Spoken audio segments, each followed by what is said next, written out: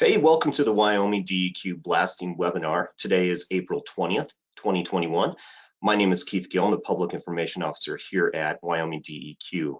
Also joining me is Rio Barney. He's our blasting program manager here at the department.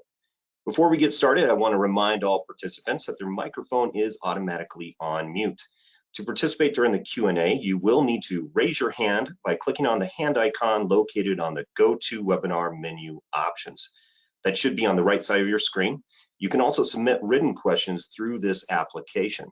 Additionally, there are some handouts within the application that you can download now and print off. So without further delay, I'm going to get this started. I'm going to hand this over to Rio.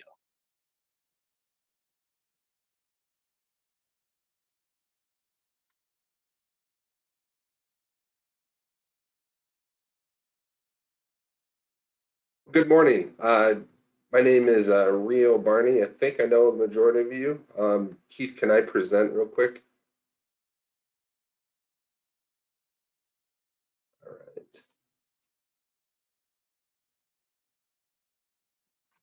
All right. Welcome to the Wyoming DEQ webinar number 4. I just want to double check and everybody see my screen. We can see your notes screen. You might want to switch it over. Okay.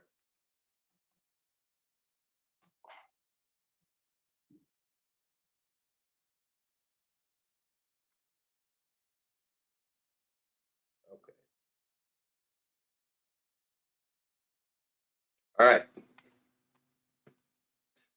Just go through the schedule real quick for webinar number 4. We're going to start with some program updates for MSHA, Colorado, Wyoming, ATF, and IME.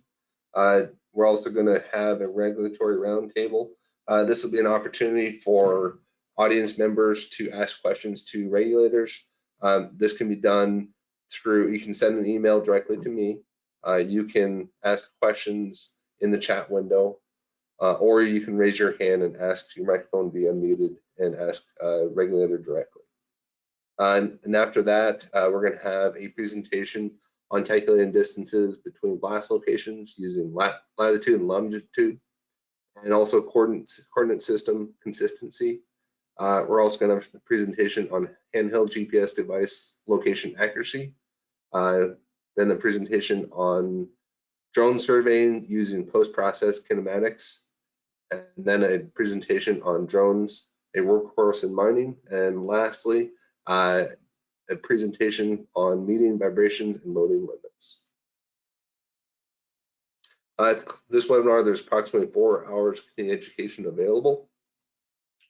Just a reminder, the registering for the webinar just gives access to live class. To receive blaster continuing education hours, the affidavit of attendance must be filled out, signed, and returned to me after the conclusion of the webinar. A couple different methods there. My preference is email, but you can send by mail as well. Here's an example of the affidavit of attendance. You can fill out the top portion, identify which webinar you watched. There are 3 different, there's recorded webinars and live webinars. This one would be webinar number 4.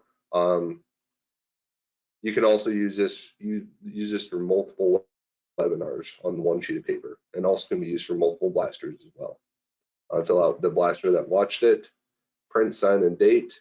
And also indicate if you want a certificate of completion. This is not required for Wyoming blasters.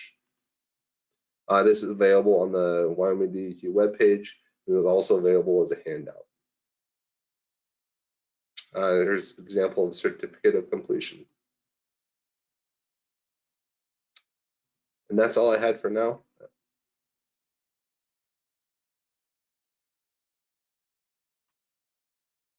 Great. Now, did we want to hand this over now to Dave?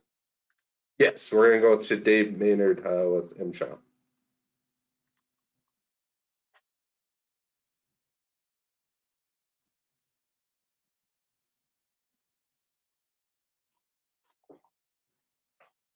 And hello, everybody. How's everybody doing today? Just the the audible to yourself, Dave, we're doing fantastic is great. So we're going to talk about a couple different things here, and I want to try and control a lot of this stuff. Hopefully, can I get an affirmative whether you can see this slideshow? Should see drilling and blasting with MSHA? We Can can. do. All right, cool. Then we're going to go ahead and get started here. Once again, I'm Dave Maynard. I'm with MSHA out of the Rocky Mountain District. We used to be District 9, now it's the Rocky Mountain District because we've combined metal, non-metal, and coal. So this is the what? Somebody's got their microphone on in the background. Anyways, the Best of West Conference, Drill and Blast Conference of 2021, supposed to be in Spearfish, but we're doing this WebEx. This was actually something that I had set up to do last year before we got COVID canceled. So hopefully it's all cool. So just a quick review on what I am and what I do and where I'm coming from. The Gillette Field Office team. We got 5 surface inspectors, 2 underground inspectors, 2 specialists, an electrical and health specialist, and 1 education field services. These are people that can help you with both metal, non-metal, and coal, so don't be afraid to give us a holler.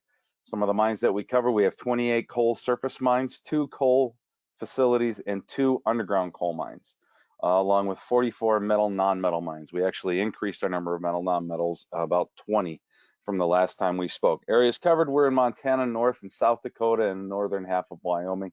We're actually even dipping down into the central portion of Wyoming too. So that's where we're at.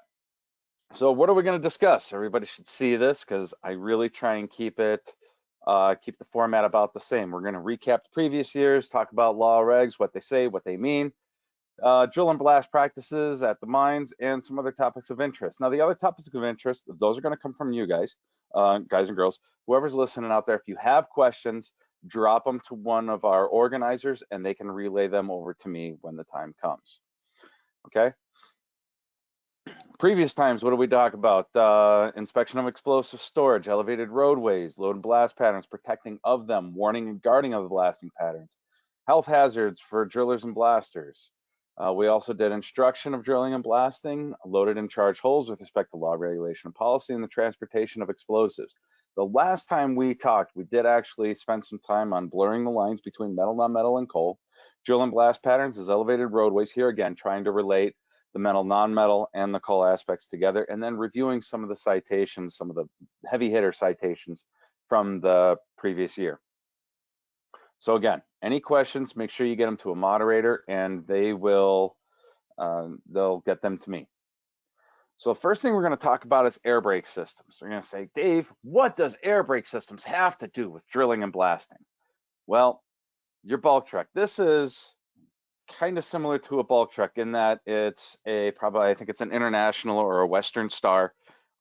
This is a fuel and lube truck, I believe, but a bulk truck is something very similar that you guys are running around with and are bringing onto your patterns and driving around on mine sites. So I want to take some time to talk about these because when I do see them on the mine site, I kind of almost get like deer in the headlight look. So we're going to talk about some things that you can check really quick on your trucks to make sure that they're safe to take away from your ready line and go out into the pit. All right, first we're going to talk an air brake system. This is the general overview of what an air brake system looks like. Crystal clear, right? Yeah, now. The big thing that we're going to be looking at on this is, I'm going to throw up my laser pointer here. This is going to represent essentially the front of the vehicle. So we have 2 brake chambers on our front axle, right there and there. And then we have a spring brake chamber and a spring brake chamber on the rear axle or on one of the rear duals. And on the second rear dual, we have either a single brake chamber or a spring brake system. So we might have these 2 guys back here. Those are the first things that we're going to be paying attention to. Some of the other things that we can take notice of when we're talking about our air brake system is this QR1C valve, this R12 valve over here, and then this brake valve along with these M30s or M32 modulators. These are all distribution points for your brake system, which can have problems which you want to pay attention to. Now, these guys can be replaced with a QR1 valve. It's kind of like a splitter valve that will take it to both the brake chambers. This is a Bendix air system. Is kind of where I got this schematic from. But a lot of the air brake systems are very, very similar to this. And here again, those are the main things that we're going to kind of be focused on and that you can focus on any given time. All right. So how do we check this? Commercial Vehicle Safety Alliance and North American Standard for Out of Service Criteria. And we're going to talk about brake systems in particular. So what the Commercial Vehicle Safety Alliance did is give us a benchmark for how air braking systems are going to function. Bottom line, end of story, this is how they are going to work. They have to meet these standards. If they don't, then they are not not allowed on the road and they're not allowed on your vehicles. Make sense? All right, so in particular, defective brakes. The number of defective brakes is equal to the or greater than 20% of the service brakes on the vehicle or a combination. A defective brake includes a brake that meets, I should say, one of the following conditions. All right, these four are the ones that you can check without any problem and without any additional training outside of this. First, the absence of effective braking action upon application of service brakes, such as any brake lining, pad failing, yada, yada, yada. Basically, what we're looking at is, does it function right? And remember, we talked about pre-op exams before, not necessarily looking for what's wrong, but looking for what's different. If I have brakes that have a slack adjuster, and we're going to talk about those, that are stroking a good 1.5, 2 inches, and then you have one that just kind of moves like a 1/2 inch every time, guess what? We got something that's not working right here. It's looking for what's different, okay? Number 2, audible air leak at a brake chamber. And when we're talking about that brake chamber, we're talking about the brake chamber itself, as well as the hoses that service it. That's all part of it. That's gonna go, those hoses that go from those regulator valves to the brake chamber. A missing brake on any axle required to have brakes. In my opinion, that should be number 1. But nevertheless, they put it in there as number 3. You should have a brake chamber on your air brake system at every wheel. If it's not there, something's seriously wrong. You're missing one. You want to get one. All right. Number 4, brake adjustment limits. Bring the reservoir pressure between 90 and 100 psi, turn the engine off, and then fully apply the brakes. All brake measurements shall be made within 1/8 of an inch increments. One brake at 1/4 inch or more beyond the adjustment limit would be one defective brake. If it's at or above, but less than 1/4 inch, but at or above 1/8 of an inch, then we have half a defective brake. And we're going to be talking about that here in a little bit. All right, once again, this is our brake system, just to kind of bring you back to a grand overview.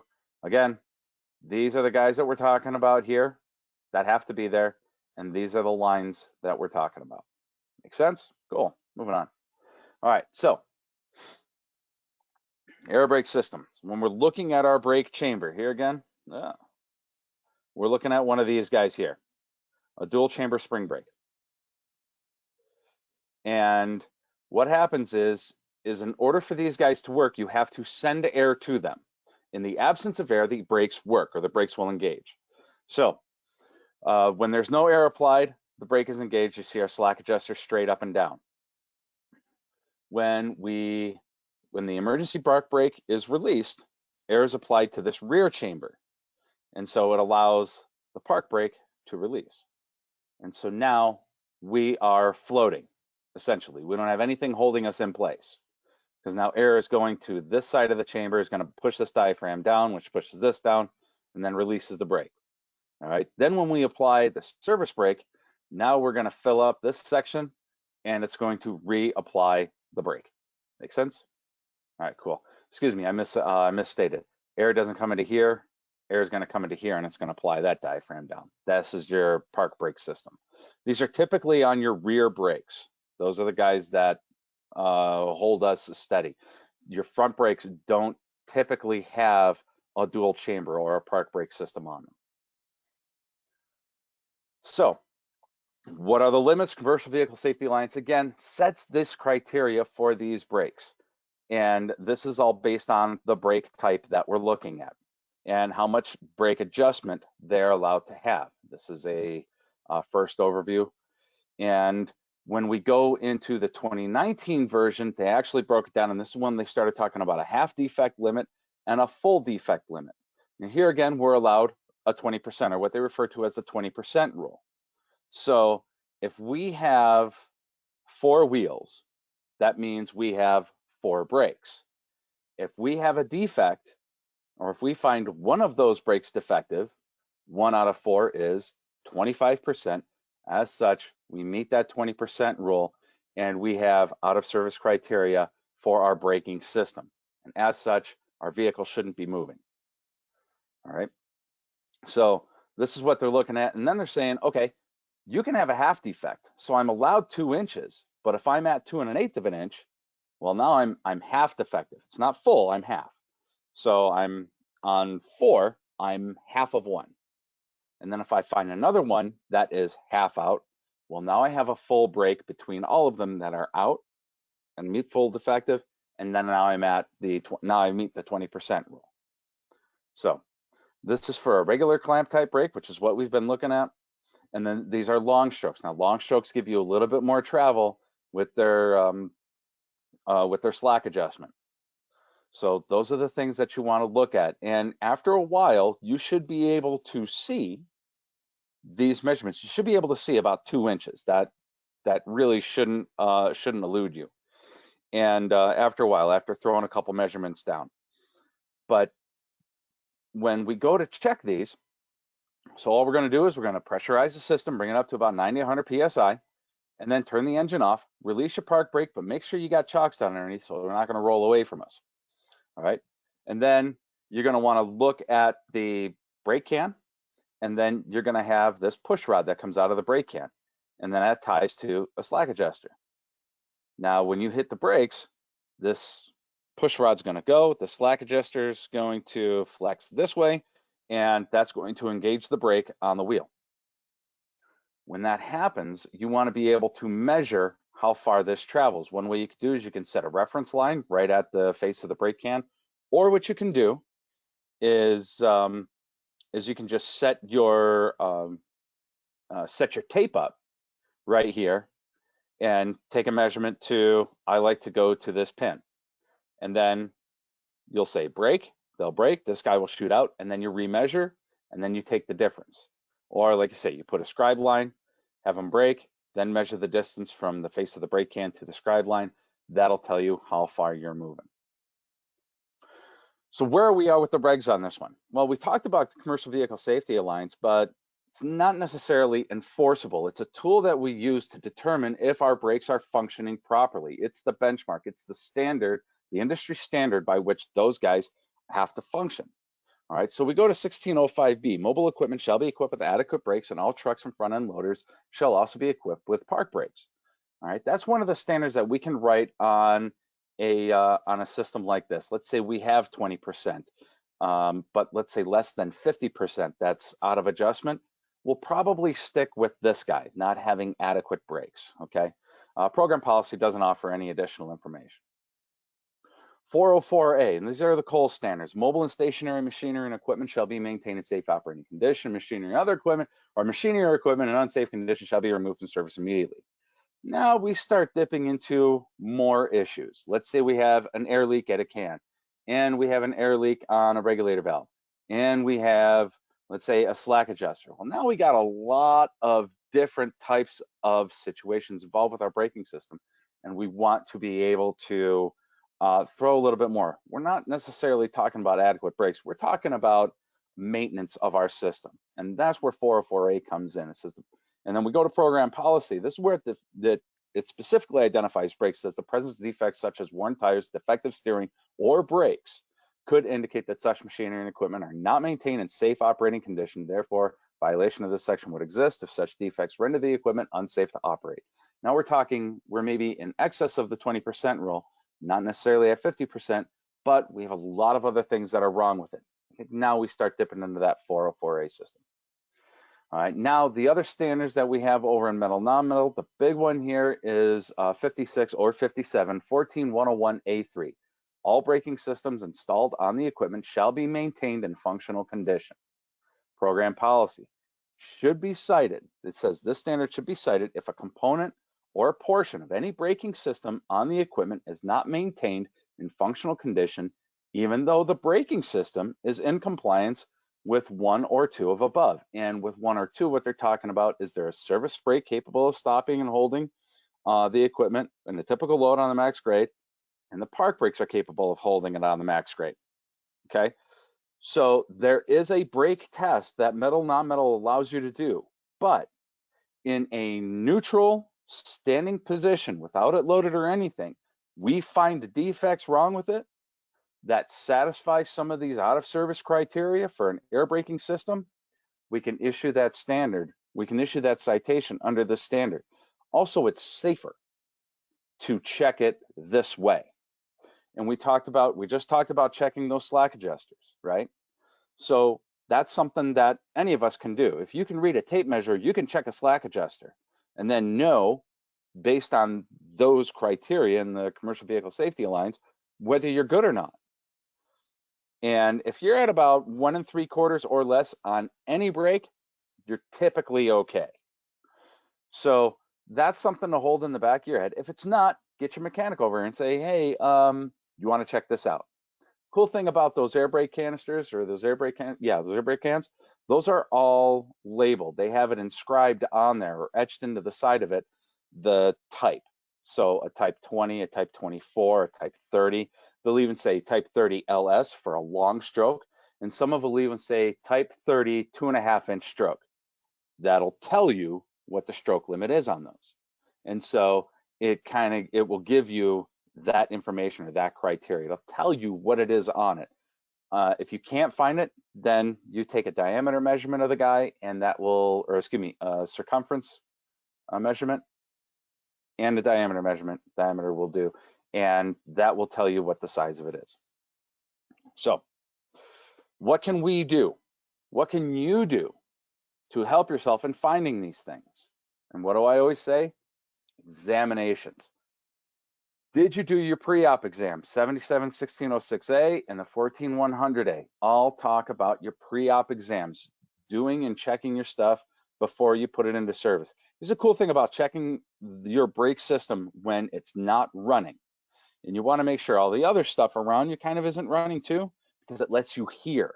You can hear those air leaks that are going on because nothing else should be happening. It should be quiet underneath. If you got an air leak, you want to find it and you want to determine where it is, because you might have a bad hose too. So you could have a bad hose, you can have a bad brake can, and you're also checking for those leaks at those distribution valves, and you want to check those stroke limits on those. And those are quick and easy checks. So some of you probably listening have seen me do one of these, and you know it probably takes longer to charge up your air system than it does to actually check a brake system. And as you're going around and looking at your slack adjuster travel, you're also listening for air leaks at every one. And a lot of times what will happen is it's when the brake pedal is depressed, that's when that air leak presents itself. You want to make sure you have good brakes. You guys are tugging around some really sensitive material along with yourselves that you want to be able to protect. And having a proper braking system and a well-functioning braking system is crucial in your everyday life. You want to make sure that it's there. This has been a high point with MSHA lately, and I want to make sure that it gets out to everybody here, because you all use these types of vehicles. You all have Sterlings, Internationals, Western Stars, the Peterbilts, all those big trucks that are out there, those all have air brake systems. Check them. Check them regularly, even beyond your periodic maintenance and your preventative maintenance. Check and make sure that this stuff is good, because it can be good one day and then go out the next. So stay up to snuff on it. And typically it takes two guys, one guy on the ground, one guy in the cab. So because I don't want to leave you without any blasting stuff. We're going to touch on stuff here real quick. So real quick, what do you see? Pretty simple stuff, right? We got a blasting truck, we have boosters, looks like we're on a blasting pattern. We have detonators right on the side of it. Okay, well, let's take a closer look. See anything else? We're dealing with some some shock cord detonators. And it looks like those guys are looped into the booster. Let's take another look. And this is when Dave kind of sits back and goes, oh, come on. And when we see something like this, it's not good. This is not something that you want to do. You don't want to pre-make your primers. All right, that's no bueno. We don't want to be doing that. We don't want to get in the habit of doing that. All right. I've run into it before where we've made out like 10 or 11 holes, and we've tied these in and we've just set them down by the hole. Putting them in the box, putting them in a hole is the same bad thing that we don't want to have happening on our blasting patterns. These things are to be kept separate up until they go down into the hole. All right, we don't want to pre-make these off to the side. It takes no time at all to do it. You just grab one, lace it through, drop it down, you're good to go. All right, do not get in the habit and do not start doing this practice. We always go back to the standards. Separation of explosive material, 56 or 57, 6302. Explosives and blasting agents shall be kept separated from detonators until the loading begins. And then 771303, explosive handling use. Explosives shall be kept separated from detonators until charging is started. All right, same standard that we're applying on either metal, non-metal, or coal, respectively. That's what this condition is talking about here. So please, please, please do not do this. Whether you're non-L, electronic, doesn't matter. Do not be doing this. Had a short time. Hopefully I didn't take too long. I want to say thank you everybody for coming. Hopefully you got something out of this. And if you have any questions relating to anything that we talked about today or in the past or anything that we haven't talked about, please shoot them to a moderator, shoot them to me, let me know. And I'll do my best to answer them. All right, thanks, Dave. Does anybody have any questions for Dave? You can raise your hand or you can write them through the question app.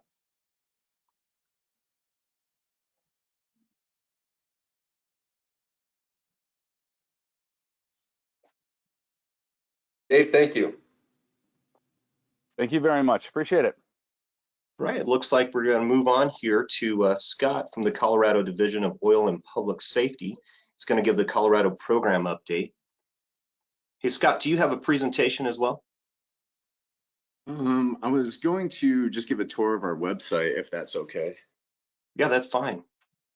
So you're just gonna, do you want to share a screen then? Yeah, that'd be great. Okay, great. Can you guys see that? We can. Awesome. Cool, good morning. Thank you guys for having me. I really appreciate it. I believe I texted you, see the link to the website in the chat.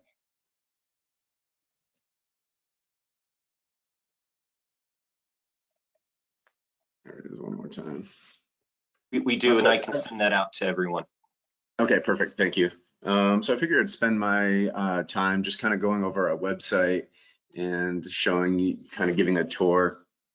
This is kind of where we have everything. If you're coming into Colorado and you need a permit, you should be able to find everything here. Probably one of the big things for this group to know is we exempt, in this program, we exempt all metal and mineral. So all coal and all metal and all underground's exempt from our regulations. So that really leaves, you know, a lot of avalanche mitigation, oil well perforation, construction, some aggregate quarry that we do regulate. And in our website, you can see on this drop down over here, if you're starting it down this road, probably the first place you're going to want to go is applications and fees. We issue 3 types of permits.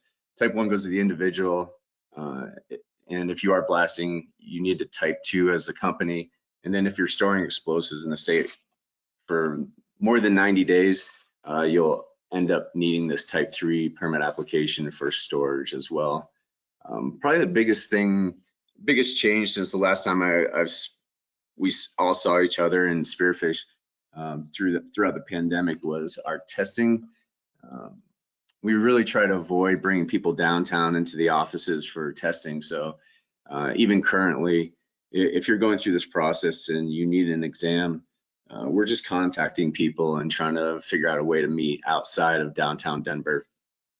So far, I think it's worked out pretty well for us.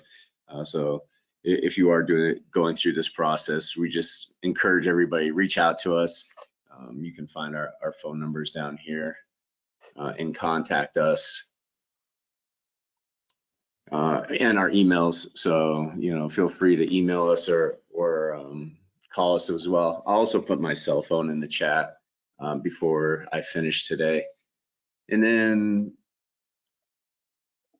I think the other big thing to know, and this is probably the trickiest part of our website, is if you're looking for the rules and the regulations of what we say, we have this drop down link here, and sometimes it kind of encourages people to choose one of these proposed or archives. And if you're looking for the current rules, it's neither one of those. You just click on the regulations and statutes, and then you come over here and you can see explosives, and you can just download this PDF. These are our current rules. And if you're getting ready to come into the state of Colorado and you want to know what the meat and potatoes are of this program, it's probably going to be Article 6 here, the use of explosives. And that's kind of where we try to nail everything down for using explosives. And really, from my perspective, the thing we deal with most in construction and quarry is a lot of just notification issues. Like either a new quarry will start blasting, or a construction company will go into a neighborhood and start blasting. And they're, we find that they're usually trying to do the right thing and notify as many people as possible. But, some neighbors will identify themselves, by calling us and saying that they were affected by the blast and they were not notified. Usually if the blasting company, can prove that they did do a fair amount of notification, and maybe if someone was just a little further out than they notified, our intent really is just to get the blasters communicating with the neighbors and vice versa. So we try to avoid any actual enforcement through that, unless it's just a little more egregious. If there's no notification done and there's several neighbors complaining, and that may end up in a notice of violation.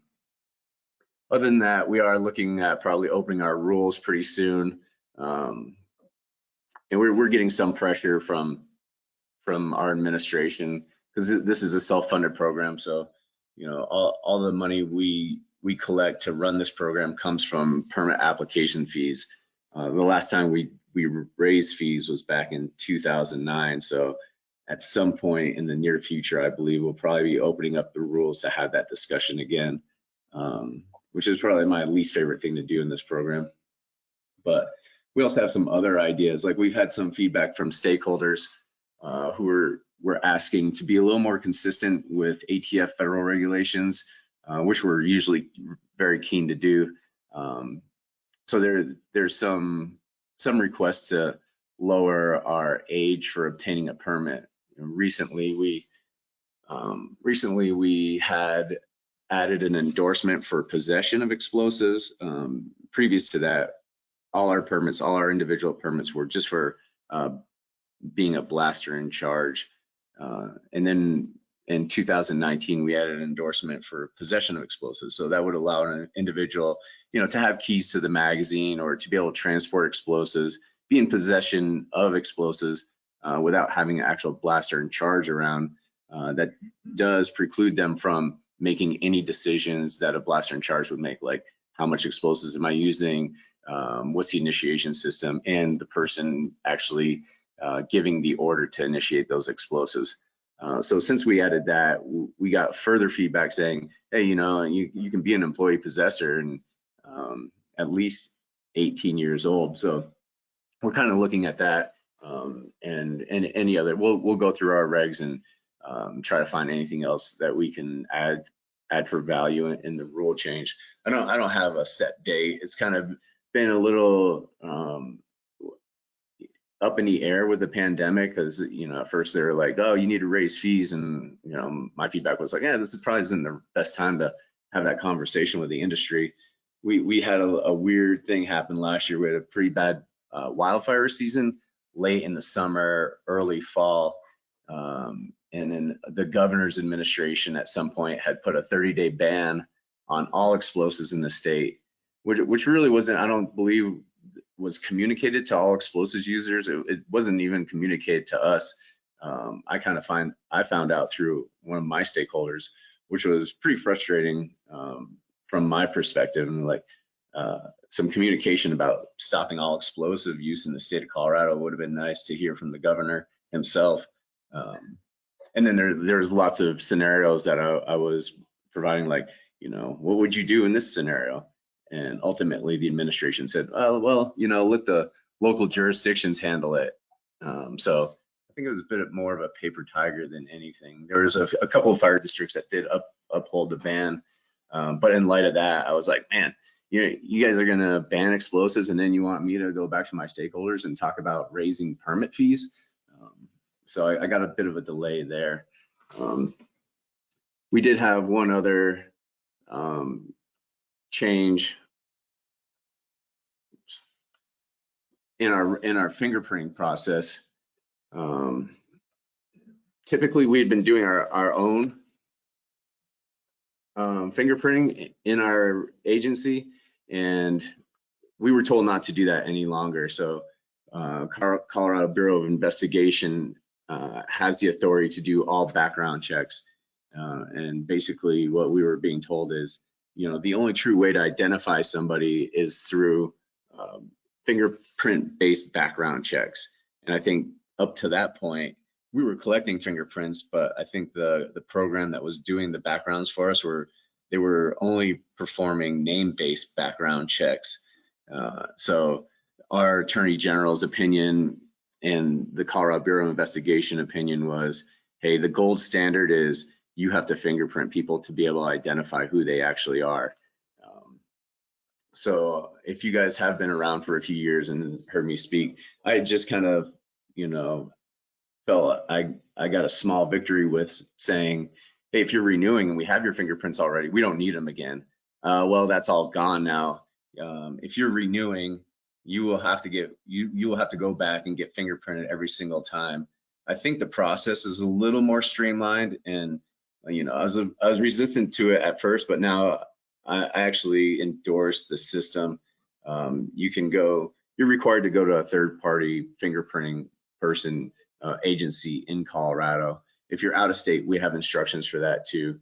And it happens pretty quick. If you submit your fingerprints, we have the results in about 72 hours. So the system is working pretty well for us. And if you have questions about that on our website, if you go to what's new here, this is the first thing under what's new. Requirements have changed. Here's the details, and then here are all the instructions for how to now get fingerprinted. The one exception is if you're a responsible person, if you've been cleared through the ATF as a responsible person, you've been fingerprinted by the ATF. And if you can prove that you've been cleared by the ATF and by sending us your notice of clearance letter, and you are a renewal in our program, you will not have to get fingerprinted again. If you're a brand new applicant, you've been RP cleared, we'll ask you to do it the first time, but then upon renewal, you can just submit the notice of clearance from the ATF, and that'll get you out of going through this whole process. Other than that, I don't really think I have any other updates. We are looking at, I think the administration, the public health department here is looking at bringing everybody back to work, at least as state employees. So I think we'll see employees going back to the office here in May, but that's that's been proposed before and pushed out. So I think that's our tentative date. When that happens, I think we'll go back to probably having exams in the office, and traditionally we're doing them twice a month. We'll either return to that schedule or we'll return to less frequent schedule, maybe once a month or so. Other than that, I really appreciate you guys inviting me for this webinar. Happy to be here, and I really appreciate your time. So thank you very much. Thank you, Scott. If anyone has any questions, you can raise your hand or write through the question app.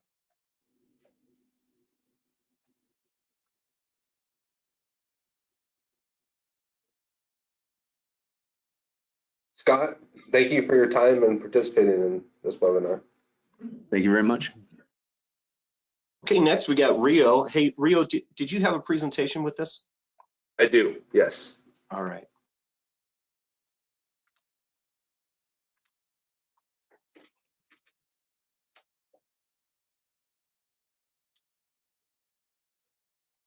All right, I'm gonna go through Wyoming blasting program updates. June of this last year, launched a blasting web page. It's available at the link here. You can also find this by searching Wyoming DEQ blasting. This blasting page gives updates on upcoming classes. You can get the blaster application for renewal, and there's also a lot of good blasting resources on there as well. Here's a snippet of that, of the web page. Blaster certification. One thing we did add, we added a blasting endorsement. So now you can have either a surface cold blasting endorsement or a surface non-cold blasting endorsement. And these are printed on 2 separate blasting certificates. Here's an example of the blaster application form. And that's the area to select. The PDF version, you can either select one or the other, not both. However, if you require both, if you're going to be working in surface coal and surface non-coal, please contact me. We can talk about that. I have issued quite a few 2 certificates to blasters. Just a summary on the webinars that we've had so far. We've had 4. This will be the 4th webinar. Over 200 blasters have participated in this and have assigned approximately 1,200 blaster continuing education hours so far. It's been a very successful program thus far, and being recorded, we're still going to be using this going forward. There's no charge for webinars and available to anybody outside of Wyoming as well. And overall, we'll have 16 hours available after today. All right, blaster certification class. That's a requirement to qualify for blaster certification. It's a 3-day class. Blaster seeking renewal may use a class for continuing education hours. Again, there's no charge for this class. Summary for this last couple of years. These are I've hosted blaster certification classes in Gillette, Rock Springs, and Salt Lake. More times than not, I'll have a class in Gillette. That's where the majority of the blasters are in Wyoming. And I've had over 150 blasters come through this class the last couple of years. We do have a class this next week in Green River, Wyoming. It's April 27th through the 29th. And I do still have some openings for that. So if you would like to attend, please let me know. Over the last couple of years, we've renewed 125 blasters and issued blaster certification to 66 blasters approximately. This is a breakdown of the Wyoming blaster certifications this is Wyoming certified blasters, and this is by their home mailing addresses. You can see a majority of blasters obviously in Wyoming, but we have blasters from neighboring states as well. Summary on surface coal blasting complaints and notice of violation. I had a total of 19 complaints. 12 were vibration related. No violations were issued with those.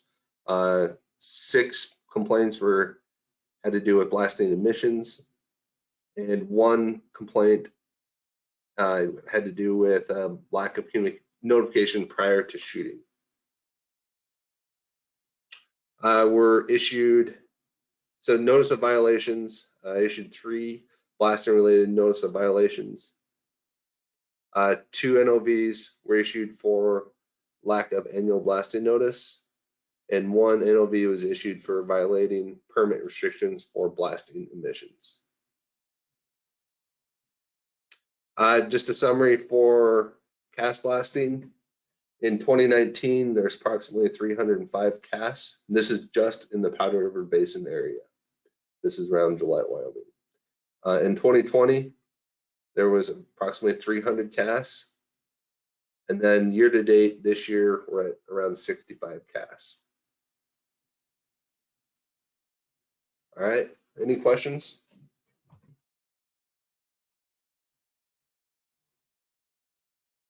Once again, you can ask your question by raising your hand and we'll unmute your microphone, or you can write your question through the app.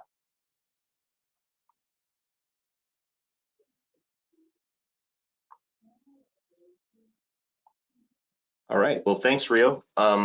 Next, we have Bill O'Brien with the ATF for their program update. Bill, do we have you online still?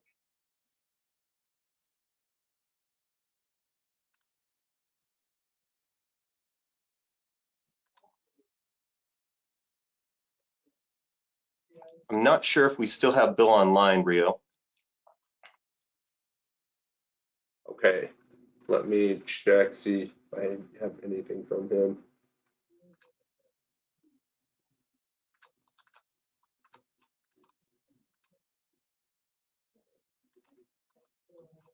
I have him as an attendee. Did he go back? Okay, hold on one sec, folks, and we'll get Bill in.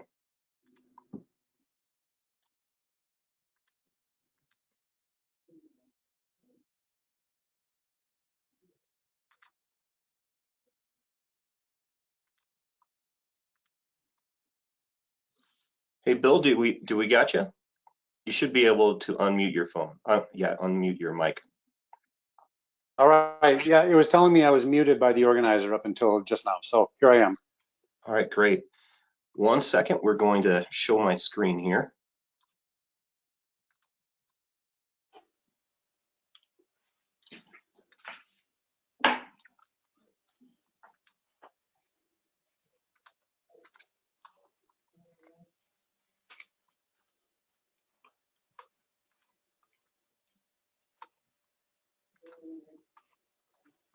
While you're getting that organized, I'll just say a thanks to Rio and Keith and everybody in the DEQ office who put this together. For those of you who haven't organized something like this, it's an awful lot of work, and they've gone to great lengths to make sure you all get your continuing education hours, and we get a chance to get the word out. So thank you guys again, and thank you for inviting us. So I'm going to try to be fairly brief, like the other speakers. Go ahead and flip that slide, please, Keith. Thank you. And talk about these current projects. These are things that, to some degree or other, we've been mostly working on over the last 1 to several years. And sometimes for reasons beyond our control, things get put on hold. So rather than read all those to you, we'll just cover them one by one. Go ahead and flip the slide, please.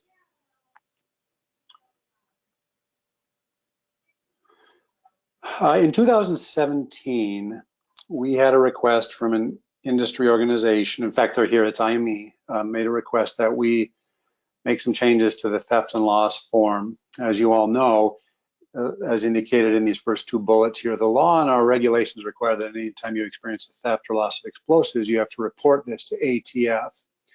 And we have a form on which you do that. But the form was pretty broad, and there are various situations that we interpret as losses.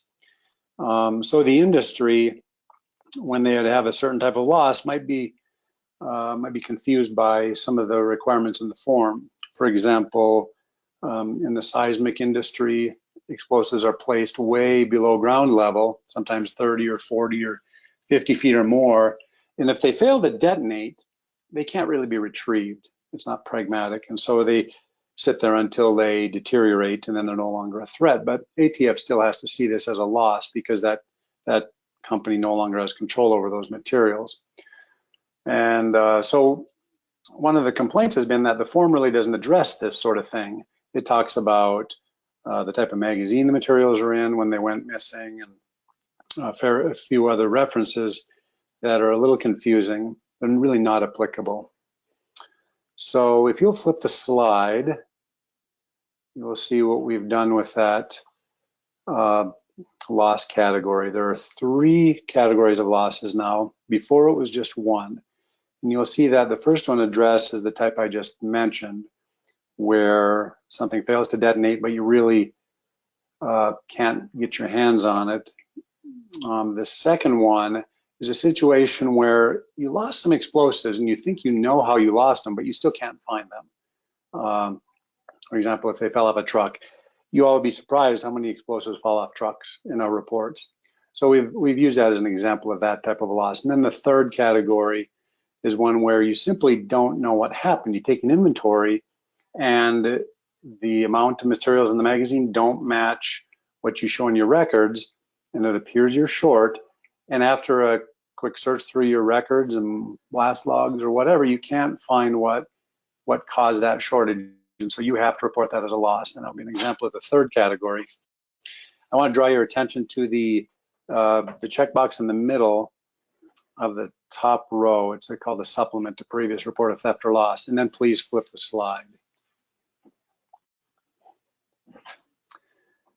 This is the other amendment we made in response to the industry request. We basically made it clearer that when you're filing a supplement, which is to say you're adjusting the amount of materials that were lost after further investigation, or maybe you found them, so you file a supplemental report, here's where you put those details. So hopefully those changes will make reporting of those types of losses and supplemental reports a little clearer to the industry members. And that form is available now online at www.atf.gov. All right, flip the slide, please. Back in 2007, we published a ruling on electronic record systems, which is just basically keeping your records on computers. At the time, it was a pretty forward-thinking ruling based upon this tendency for industry members to start thinking about getting more into IT systems management of their records. But back then, we never really thought about things like cloud storage or remote servers and how ATF stood on that issue. And we're hoping to clarify that in this ruling. It is not complete yet. It's still in review. Just wanted to give you all a heads up. If you're using electronic systems and you're doing it under ruling 2007-1, hopefully in the next few months, you will see an update to that ruling. It'll have a new number on it, but it'll be clear that it's for electronic record keeping systems. And you'll have to look at that new ruling that's going to supersede the old one and make sure you can still meet all those requirements or come into compliance with those. I don't think much else is going to change about it, but being 14 years later in the evolution of IT systems, we thought some changes were in order. And as you can see, we've had some experience with this in the area of our firearms regulation, and there is a current ruling that addresses electronic records for that area, where we've really largely based it upon the requirements of that ruling. Okay, flip the slide, please. Under the tables at 555.219 and 555.224 for low explosives and display fireworks, respectively, we have generally applied the same principle we do to our storage for high explosives and blasting agents, which is to say if 2 magazines are closer to each other than the distances listed in the table for those separations, then you have to add those explosive weights together and consider all that one magazine. This is how you then determine what your magazine weights are for looking at distances in inhabited buildings and highways and things like that. We have long applied this principle across our tables, but there was no note under those tables for low explosives and display fireworks to say that. And basically, we're just putting a clarifying footnote in that mimics the one under 218 that's been there forever. Again, this is an old IME standard, and we adopted it way back in 1970. And so there isn't really going to be a substantive impact to you or to our enforcement operations. It's just something that'll clarify our regulations a little better, hopefully. Okay, flip the slide, please. I guess most of you will remember, or a lot of you remember, there was a terrible explosion in West Texas, I think in late 2012 or 2013. Some ammonium nitrate at a agricultural facility exploded and did a lot of damage to the town, and worse yet, it killed several people, and these were responders, people from the local fire and emergency response community who were trying to get a handle on this fire and keep people away and all. Well, it killed several people, and in response, pursuant to that explosion, the administration at the time issued an executive order saying that federal agencies involved with chemical security and safety need to get together and determine if there are gaps like those that may have contributed to what happened in West, and that is to say that maybe there wasn't good enough oversight from a federal level, and to make sure there wasn't too much overlap at the same time. So since that time, we've had a working group that talks about these issues every month. And one of the things we did way back at the beginning was had a meeting with industry associations, and we got an opportunity. Again, this is the broader chemical industry, because as you all know, AN itself is not considered an explosive by ATF, but by virtue of the fact that ATF investigated it and that we regulate a lot of chemicals that are explosives, we are included in this working group. So we had the opportunity to get together some explosives industry associations to talk with us about some direction way back at the beginning of this implementation of this executive order. So one of the suggestions that came out was we should re-examine a requirement at 555.201F. That requires you as a store of explosives to notify your local authorities of that storage. So they'll be aware that there's explosives stored on your premises, and they can come out and maybe make some contact and understand better what kind of safety challenges they may face in response, maybe do some exercises, and at least just keep a good POC on hand for your company. The problem with that regulation is it just says you have to tell them. It doesn't say how often. And so 10 years later, if you haven't really changed your storage significantly, those organizations might have turned over completely, especially in smaller areas where there's a lot of volunteer help. So the Explosives Association said that's not really accomplishing our objective. That whole regulation was put into place for the purpose of avoiding tragedies like this. But if we're not telling them regularly what we're storing and reminding them of our storage at our premises, then it may not be effective. So the association suggested we just make this an annual requirement. We think that's a good idea, and we certainly understand the reasoning behind it. And we began a rulemaking immediately to do that. Well, in the interim, we were unable to follow up on the rulemaking for a few years. It looks like we're going to be able to get that going again, and hopefully, you know, I'm hopeful that within the calendar year we'll see a notice of proposed rulemaking coming out to make this small change that hopefully will make a big difference to emergency responders. Please flip the slide. All right, here is just a quick reference for ATF resources. I'd also like to give you my email address. I'll give that to you in a couple of seconds after I make one more comment about the last year or two. It's been difficult for us not having direct contact with you all, and I've heard a couple of the speakers reference the Best in the West conferences and how much we miss that. We feel the same at ATF.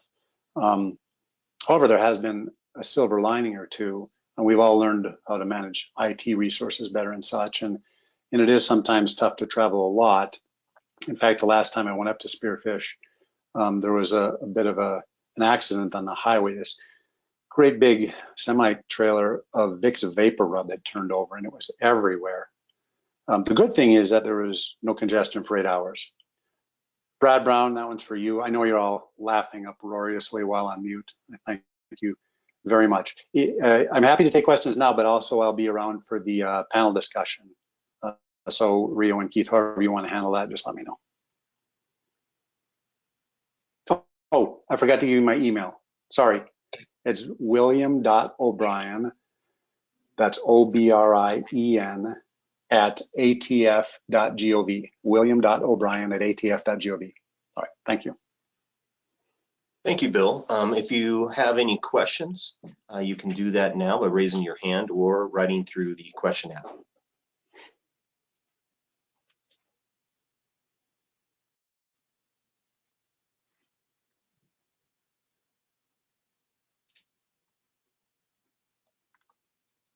All right, well, we're going to go ahead and move this on to Josh Hoffman with the IME.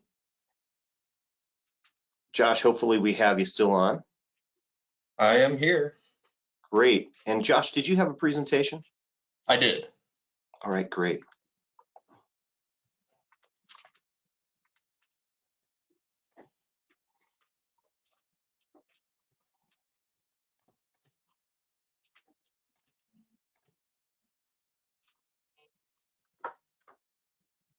All right, should be able to see my screen now. We can.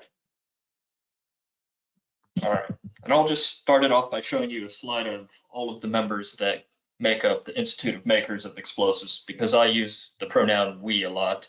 And when I say we, it's not the royal we.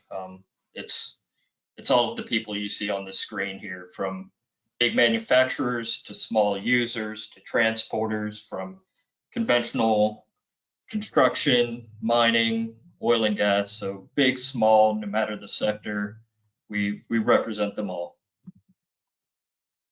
So what is IME up to in 2021? Well, there's a lot going on, and maybe in 10 minutes I'll be able to give you a snapshot of everything. And if anything piques your interest, feel free to reach out. So first off, we've got a new presidential administration, and they're still working out their priorities, and we're still trying to figure out how we can work with them, or how we can kind of help steer that ship as the new administration sets forth its priorities. We're still going to be doing the same pushes we have been in the past regarding CFATs and regulatory harmonization, be it with ATF or MSHA. We'll still be doing those pushes, but we're going to be kind of wrapping our hands around what infrastructure means. And we can see the Biden proposal and everything that entails, and that's great for aggregates and construction. It's not so good for oil and gas. And then how it gets paid for is still a very big question out there. So we'll be working with both bodies there in the Senate and House to kind of figure out their versions of what infrastructure means to them, and playing a big role in that. Another big thing on the 2021 horizon, I think, is going to be ammonium nitrate, safe handling and storage. And we heard that just a little bit from the previous speaker. And really what's precipitating a lot of this current round of questions surrounding ammonium nitrate is the Beirut port explosion. And that seems forever ago in our current time soup that we live in, but that was only 8 months ago, and we're still feeling the international ripples from that event. Here in the States, there's not much cause for concern just because we know how to store it safely and appropriately. We're setting our eyes more on the international scale, so we'll be doing a lot of work with the United Nations to make sure any model regulation isn't changed in a manner that hinders industry. I mean, how we do it is how the world should do it. What really pains me about Beirut was there were no lessons to be learned from the explosives industry's perspective. We know how to do it right, and that wasn't the way it was done in Beirut, and it led to that tragic event. Moving on. So I'm really excited to announce that after about a decade and a half and $3 million later, working with APT Research on IME Safer, and they have really developed a state-of-the-art tool. And after considerable investment and time and resources put into the product, it is at a place that it has all the functionality it needs, both from industry's perspective and the regulator's perspective, and it has broad acceptance and recognition as a state-of-the-art tool. So with that milestone kind of being accomplished, of it really having everything it needs to be a fully operative tool. It's going to be moving into a new model of licensing and user agreements and so on and so forth that APT will be working out as we move into the future. Now, IME is still going to be an advocate for IME Safer. We're still going to endorse it as the premier supplement to the American Table of Distances. And we're still going to be there at the table participating as IME Safer moves into the future. So I'm really excited about this milestone and moving forward with that project. Other news, SLPs, we're going to be phasing out our physical prints of our safety library publication. And that's just because we kind of took a step back and looked at what kind of demand there is for that resource. And really most people are downloading them anyways. We're going to be moving to download only format and phasing out the physical books that you can buy. So if you love the physical copies, go ahead and snatch them up now because those are going to be going away. Another thing that we'll be pushing through in 2021 is continuing to build on our e-learning library. So that's where we move our SLPs into an e-learning format. And not every state is doing what Wyoming is doing. Not every state is providing the hours that blasters need. So we're just kind of stepping up to that role for the blasters in other states that can't get to in-person training. They can go ahead and scoop up some hours online. And we're breaking them down into 1 or 2 hour modules so that if you just need a couple hours here or there, you don't have to pay for a full 8 hours or whatever. You can just buy them kind of an hour, 2 hours at a time. And then before I get into the final bullet point about some broader happenings here at IME, I just want to echo what Dave is saying about pre-priming before loading them down the hole. Don't doing that, priming them and setting them on the truck. Yeah, that shaves a few seconds off each hole. But I'm not saying that as a regulator. I'm saying that as a fellow blaster and someone whose job it is to care about your safety and well-being. Just to echo what Dave is just saying. Scott, still talking about lowering that blaster's age to 18 years old. IME worked with Louisiana State a few years back. They had to go through the legislative route. They couldn't just make regulatory changes like you probably can. But we worked with them to appropriately lower that age, right? And we see it as a workforce training issue. How are you going to get a competent blaster starting out with 21 when they were probably entering that workforce when they were 18 and probably started down a different career path? And it's hard to find a competent 21-year-old and pay them competitively when they've been probably swinging a hammer for the past 3 years working in construction and earning a far greater wage what you can offer them to try to peel them over. So you got to hook them when they're entering the workforce, and that means appropriately lowering the age at which they can enter the explosives industry. So Scott, as Colorado starts working on that initiative, IME is here as a resource if you need us. So now with this final thing, IME is currently in between presidents, and Deb Kubiak resigned back in January. And in the interim, IME, we are stepping back and having a lot of internal discussions about who we are, what IME is, what we stand for, and how do we best focus our limited resources to serve both our members and those who regulate our members. And there's a lot of conversation going on about those broad topics. And so far, it's been really positive conversation. I'm really excited about what people are asking, what IME should be and what we can be. But I expect big questions like that not to be answered quickly. And honestly, the lion's share of 2021 will probably be consumed with those sorts of discussions. So stay tuned about what decisions get made and how we choose to go forward moving out of 2021. I believe that's all my major talking points, and 45 seconds under the 10 minutes. So with that, I'll open it up to any questions. All right, well, thank you, Josh. This is your opportunity now to ask questions. You can raise your hand or write it through the question app.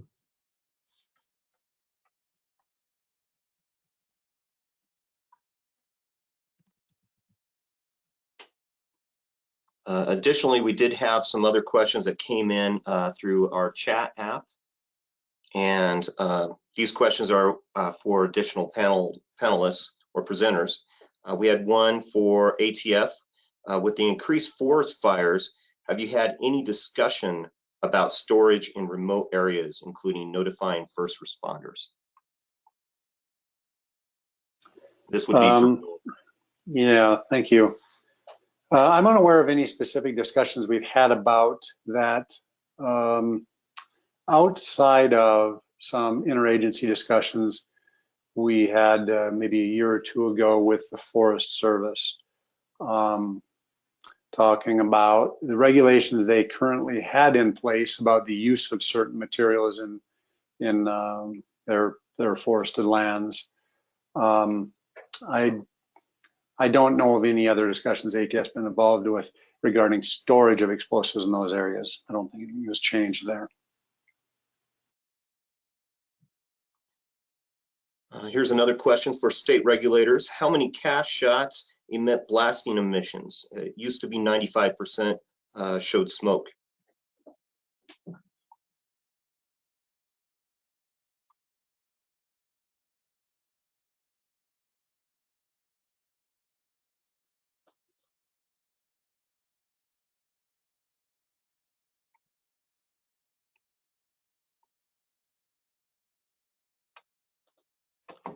If we have any of the state regulators, if they could provide any additional details or answers there.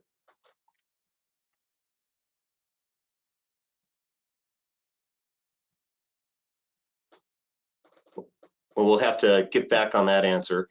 Hey, we got another one for the ATF. What are considered local authorities? We have actually sort of defined this in our regulation.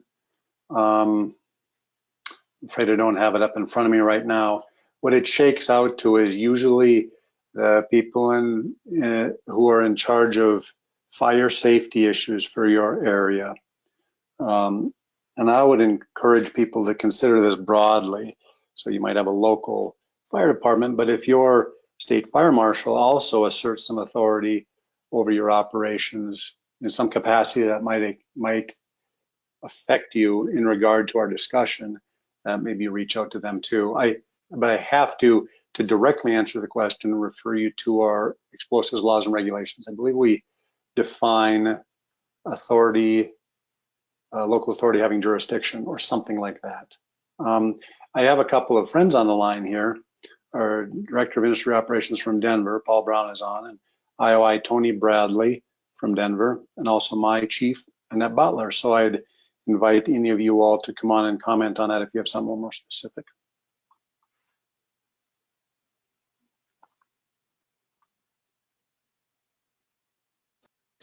Hi, this is IOI Tony Bradley. You're right. Local authority of jurisdiction is just as it states in the definition in the Safe Explosives Act guidebook, the orange book that everyone has. If you were to look under the definition in the guidebook, it'll tell you exactly who is considered the local authority. Oftentimes, permittees and licensees ask whether or not it involves law enforcement. It's really required for the local fire department for them to be made aware as to whether or not someone is storing explosives within their jurisdiction. So that would be the agency that would respond to you if there were any kind of emergency. Then that's the authority that you would want to notify as the local authority of jurisdiction. Brad here, if I can add a comment, Bill. Of course. In a previous life, the part that I found was important was having a record of the notification. That is a letter, in my case, going to the fire departments for the local communities, 3 of them, covering 2 counties that we operated in. The other part was having a map. The other aspect that I noted with those guys is that they wanted increasingly to go to electronic information so that they could have the map on a laptop as they went down the road instead of a map on the wall back at the fire station. But they were still going to need guidance when they hit the property. So that was the communication I focused on.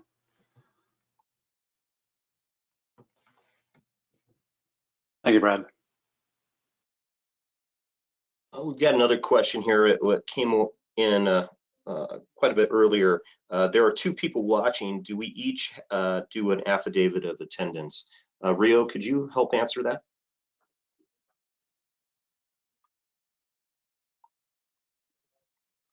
Are you there, Rio? Does look like your mic is not muted.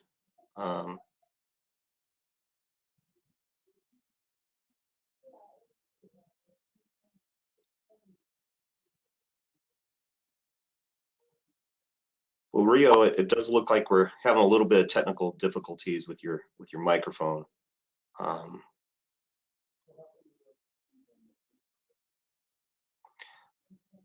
So Rio wrote through our chat, both blasters can use the same affidavit of attendance. So hopefully that helps you out, Ron. All right, next we're going to go to the regulator roundtable. Questions may be asked from the audience or emailed ahead of time to Rio, and it looks like we've already got some of those. I don't know if we have some other questions from the audience.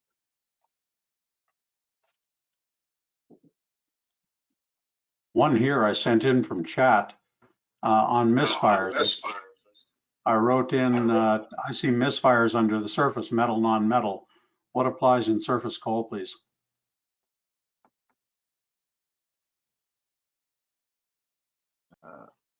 Brad, can you hear me? Going to MSHA? Sure, please. Okay.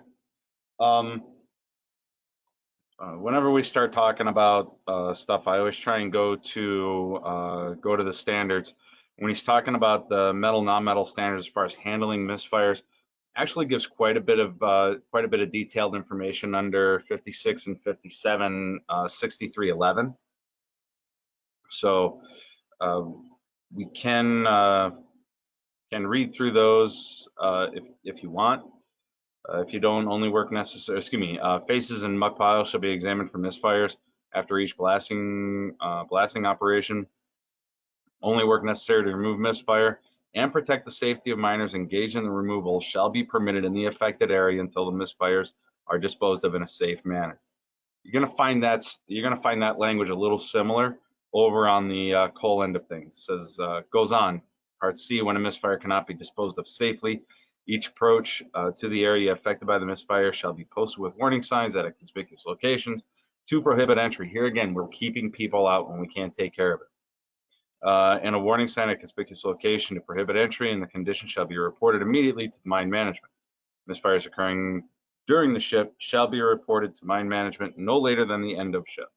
So that's your metal, non-metal end of handling misfires, which Brad said is actually very, very good. Under coal, it's a little different, but a little bit the same. There's only 3 sections that actually discuss misfires, and those are under 1303, and we're looking at double L, double M, and double N.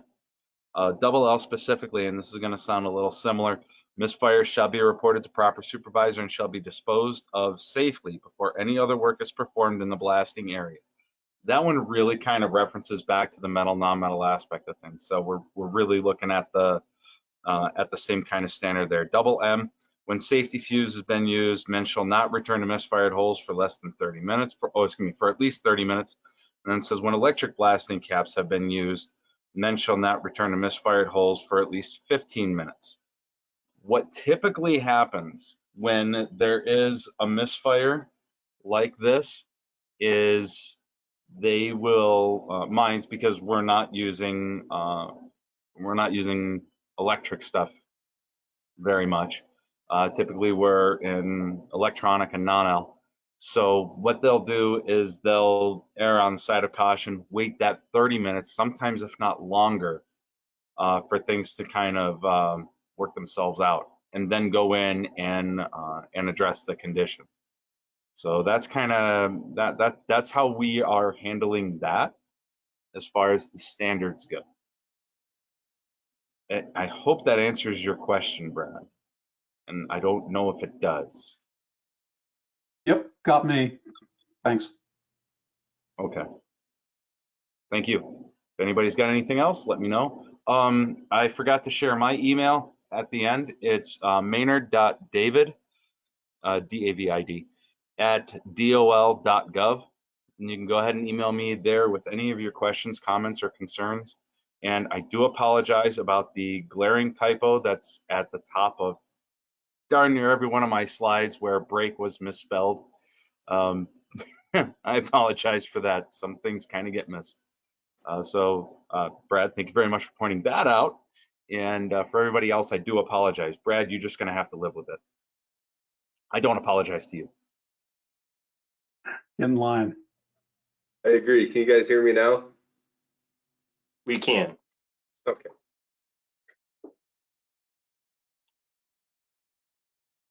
We did have one other question that we got through email from Todd Hansen from the Federal Highway Administration. Question: what kind of pushback do you receive for fly rock control measures, in particular blast mats on tall cuts?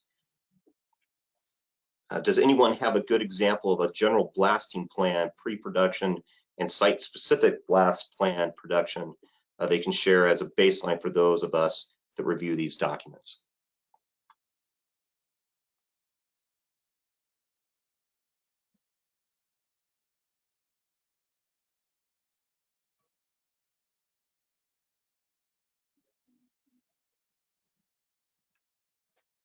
Yeah, Rio, looks like we're still there. We got you. Oh, yeah. So for in Wyoming, for surface coal blasting, typically we just practice good stemming procedures. To my knowledge, we don't use blast mats at all. You know, we also have good area control for the shot and good exclusion zones when we're blasting.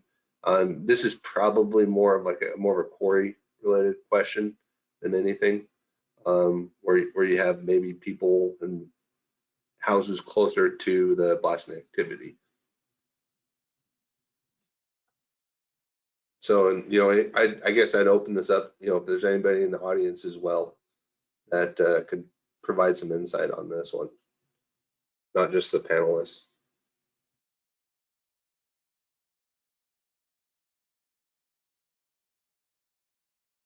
And Todd Hansen did bring an update for that question. This is for a highway rock cut.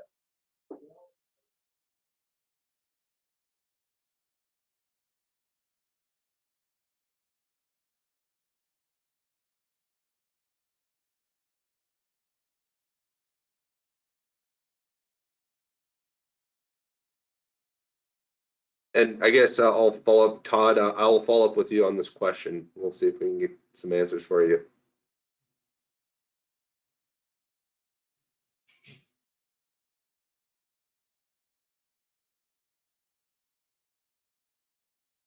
Question for Rio, if I can.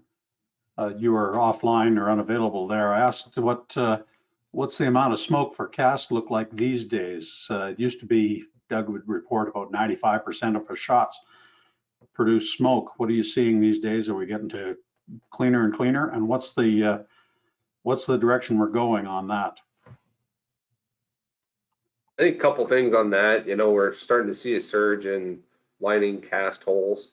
Part of that is for blasting emissions, but it's also economic as well. So I think maybe trending down slightly. I don't have an actual number for you on that one, Brad. I believe I answered that question, but I may have been muted. And I didn't know that. Okay. And where's IME going, or excuse me, OSM going with this? Are we back into active pursuit of smoke? Is there something new coming on the training side that they alluded to a few years ago? What's happening there? I haven't heard of anything new, Brad, coming down the pipe on this one.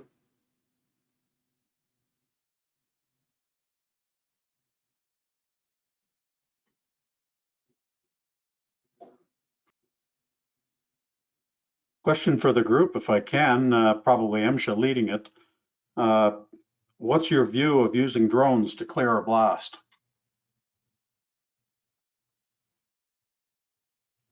Whoa. That's interesting. And I'm being deliberately vague and not saying clear for a blast or clearing after a blast. So I'll take any thoughts you got, please.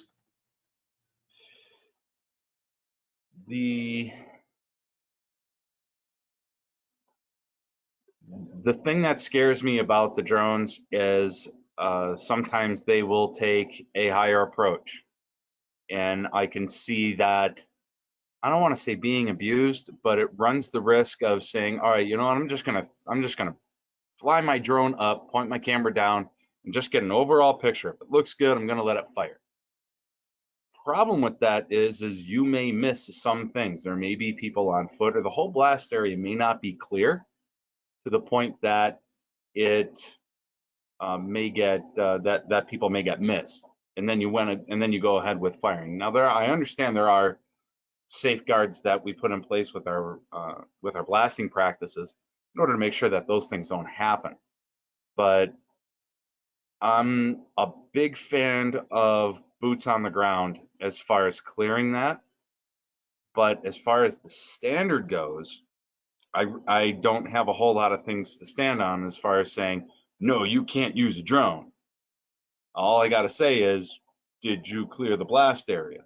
How you clear the blast area, I think, is kind of up to you. But it's that one's kind of tough for me personally. I'm a boots on the ground kind of a guy. I want to make sure that everybody is cleared out. Now, once you do that and you want to make a final once over using a drone, absolutely. Now, if we're talking post blast, that might get a little more interesting. Just being able to see topography, you want to make sure that your resolution's really good. Here again, there's nothing that necessarily prohibits it, but Brad, I can do a little bit of looking around, a little bit of digging, and see if there's anything out there that says yay or nay. If we got any case law, I don't believe program policy even has anything that says must be personally, physically walked. Just says that the areas have to be checked post blast. I can do some, I can do some digging around and I can see what I can find out for you. Make sense? Thanks, Dave. Did I answer your question? It's obviously more a discussion than anything. I appreciate anything you find down the road. One of the things post-blast that I've used where, for example, I've got a dead end shot that is one way in, one way out. It's easier to get in with a drone to have a look and look for movement, look that the shot is humped up the way to expect, and also then show the blaster not just the movement or the result, but show him the video of the shot. And it all can be done faster than you can send somebody in a vehicle down, wait for smoke, wait for dust, etc., and then have them say, yep, it moved, let's go. Right. Now I understand the desire to be expeditious and things like that. Here again, and with a drone, it eliminates exposure to any potential hazards that you can have on a blasted pattern. I like it, but I can't sit back and say, yeah, you're fine, go ahead with it. it's one of those things we want to make sure that we're meeting all the standards required for clearing blasts and making sure that that we're doing everything that we're supposed to be doing in the same token. So That's what I hope for, Dave. Thank you. sure.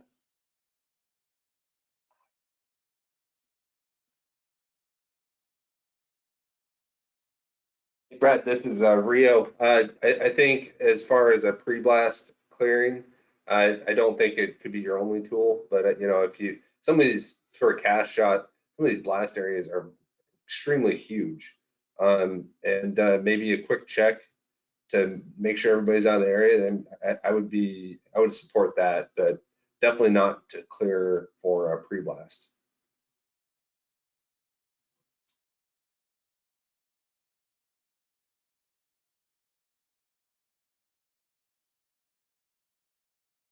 Okay, any other questions from the audience for the panel? One last one, I'm just looking for it because I had to write it down. On the ATF side, has anything changed regarding the, from the previous Department of Justice restriction on ATF providing guidance to the industry? Thanks, Brad. I'd like to ask my chief, Annette, if she'd like to address that. Annette, does that sound up your alley, or would you rather?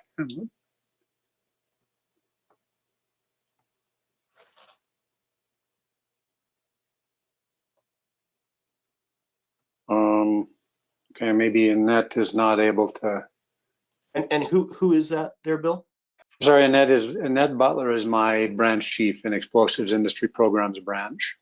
It doesn't look like Annette has logged in. Let me look on the Oh, attendee. she said she had to call in via telephone, but it may be too that she had to get on something else at 10 o'clock. So maybe I can take a stab at it. I have a little information on it anyway. Things are looking promising.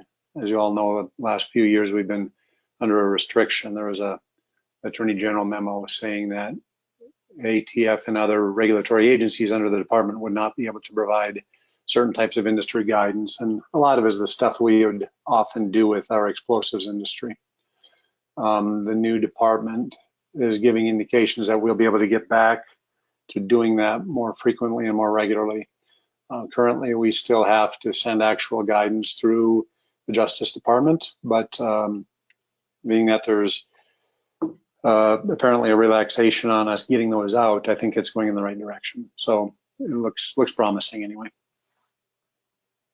I'm going to call on Paul Brown here. He had his hand raised. Paul, you might be self-muted. Can you hear me? We can. Oh, okay. Okay. Thank you. Yeah, I had the hand up there. Yeah, just to echo what Bill said, from the field perspective, the new administration has been looking at things and just taking a review of how things are, obviously before moving forward with putting out guidance or moving forward with putting out specific guidance on various things across the board.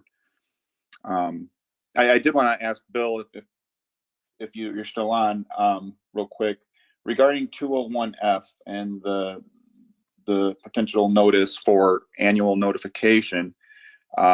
Is there any change at all with that anticipated of how to conduct the annual notification, from the verbal to the writing requirements? Thanks, Paul. I don't think there is a substantial change.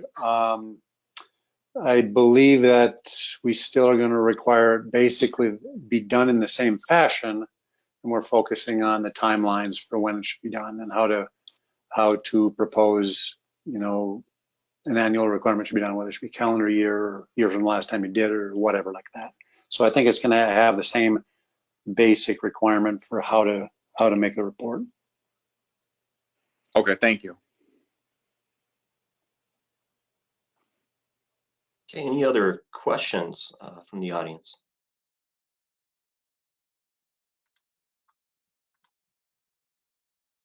A comment, if I may. ATF, Bill, I like the question about and I don't follow all the high level Department of Justice stuff, but just from a user perspective, being able to get hold of you as industry liaison, getting hold of ATF and saying, hey, what about this? I got this going on. What can you tell me about what's happening? Where am I on solid ground? Where am I in trouble? And your typical answer is, put it in writing. I'll walk it around, and then you'll get back to me in writing. And that's just been an excellent resource when I've needed it. Thank you for that. You're welcome, and thanks for saying that, Brad. A note with respect to your comment regarding the previous question, you all still are perfectly welcome to ask us any specific questions about your situations. The industry guidance upon which there was a restriction was really the more broad publications, things that went to a number of industry members and were basically agency interpretations. So that sort of thing should not change at all and should not have changed. I also want to point out that I am very pleased that people call me and ask me about their situations, but I think probably a lot more of you, and I just want to confirm you're doing it right. You talk to your local offices, like IOI Bradley, who's on the call here, and DIO Paul Brown, and they do great majority of that kind of work.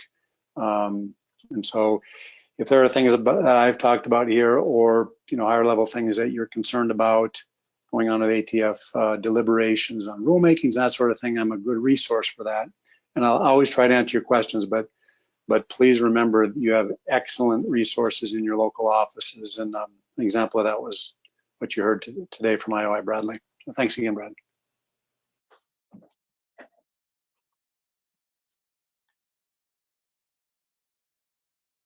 Rio, I know that you probably wanted to take a short break here. Yes, let's go ahead and take let's close out the regulatory roundtable, and let's take a 5-minute break, and we'll be back at 15 minutes past the hour. All right, we'll be back in about 15 minutes. Oh, sorry, 5 minutes, 5-minute break. Let's be back at 15 sorry, 5 minutes minutes. past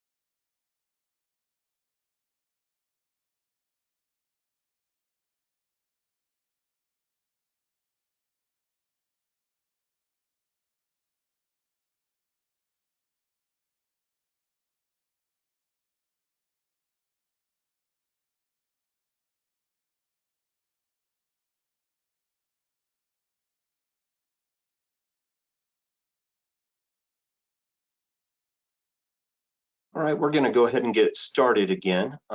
Next up is Chris from OSMRE.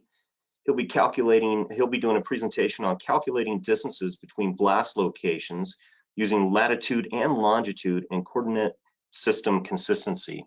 Hey, Chris, do we got you on? We do. Can you hear me? We can. Now, Chris, do you have a presentation? I do, yeah. Great.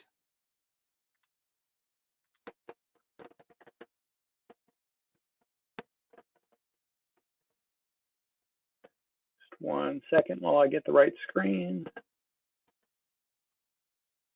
All right, can you guys see it? We sure can. All right, are you ready to get started? We are ready. All right, my name is Chris Hope. I am a reclamation specialist for the Office of Surface Mining, Reclamation and Enforcement. I am out of the Charleston, West Virginia office, and I got into this because recently I was doing an oversight and I was trying to look at some blast logs and figure out the distances between where the shot was and the closest structure of interest to see if there was any damage or the likelihood of damage being caused by the shot. And I found out that there really is not a good tool to convert or to find the distance between two GPS coordinates in Excel if you have a large data sheet. So instead of manually trying to convert everything with Ken Elshager's help, we ended up designing a spreadsheet to work through that and hopefully automate a lot of the process. The spreadsheet right now is in beta, so I believe Ken has shared that with a number of people, and if anyone is using it, any kind of feedback on or ways to improve would be helpful as well. So essentially, the main problem that I ran into is on the blast log, you have your shot location given in GPS coordinates. And like I said, it can be difficult to find the distance between all the different blast coordinate sites and the nearest house or the nearest structure, protected structure. And of course, there was no tool that I could find in Excel or Sheets that just did large data sets effectively. So after we designed this, the goal of designing the spreadsheet was to have something where you could enter the coordinates of all your blasts into just one spreadsheet and then enter the coordinates of your structure into the same spreadsheet and have it automatically calculate the distance. So you didn't have to go through the trouble of converting each of the coordinates or, you know, plotting them on Google Earth and measuring the distance. You know, there just wasn't really a good way to quickly get the distances that I found. So the spreadsheet is fairly simple, and there is a example of it on the next slide, but all you really need to get this to work is the date of the blast, and you put the date in there mainly for identification purposes, so that when you're looking over it, if you find an issue or you find a distance that is a little too close to the structure of interest, you can quickly identify which log it came from and look into it to determine if there was an error in input, or maybe something was recorded incorrectly, or it was actually too close. You need the latitude and longitude of where the shot was.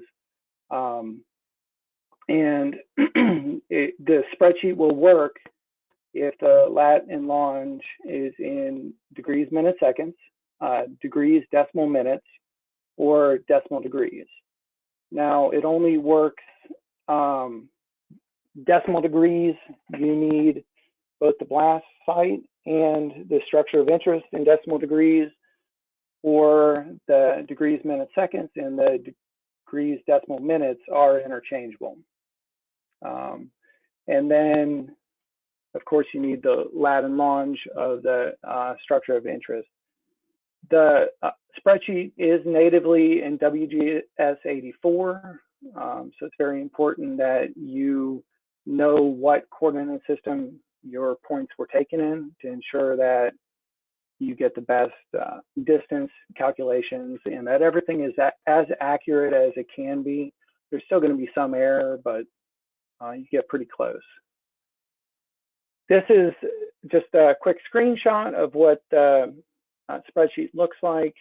You can see you have your dates over on the left-hand side for identification purposes. You have your blast latitude and blast longitude. These can be entered in, you need to make sure you include a separator between the degrees, the minutes, and the seconds. You can either use the degree sign for the first one, which the instructions show the shortcut for that, which is Alt 248, or you can just use a tilde, which makes things a little easier. So you don't have to try and remember or look up what that actually is. As you can see, you can mix the degrees, minutes, seconds, and degrees, decimal, minutes. So you don't need to have, if you're using this tab of the spreadsheet, you don't need to have them in the same format. Now, unfortunately, this tab will not work if you use just decimal degrees. So if you have your structure latitude in decimal degrees and you have all your blast locations in degrees, minutes, seconds, or degrees, decimal, minutes, you do want to go ahead and convert the structure latitude to degrees, minutes, seconds first. If you only have a couple structure locations, which typically with most data sets that I've looked at, you only have a couple structures that are the closest. So that can be done very quickly outside of the spreadsheet, and then just the data entered there. And then it's very similar on the decimal degrees tab. They both need to be in decimal degrees format. But then you enter your structure latitude and longitude. It's very important that you put north and west, the N and the W, so that the program knows which hemisphere you're in. And then once you put those in, you are given the distance between those two in feet. So it's natively in meters, but there's a conversion that's included to put it into feet. How does it work? Like I said, it uses the WGS84 coordinate system natively. The formula that it uses is the inverse Vincenti formula, which uses essentially an ellipsoid, and it's one of the more accurate methods for calculating the distance in between two GPS locations. It's not going to be 100% accurate, but it does a very good straight line distance estimation.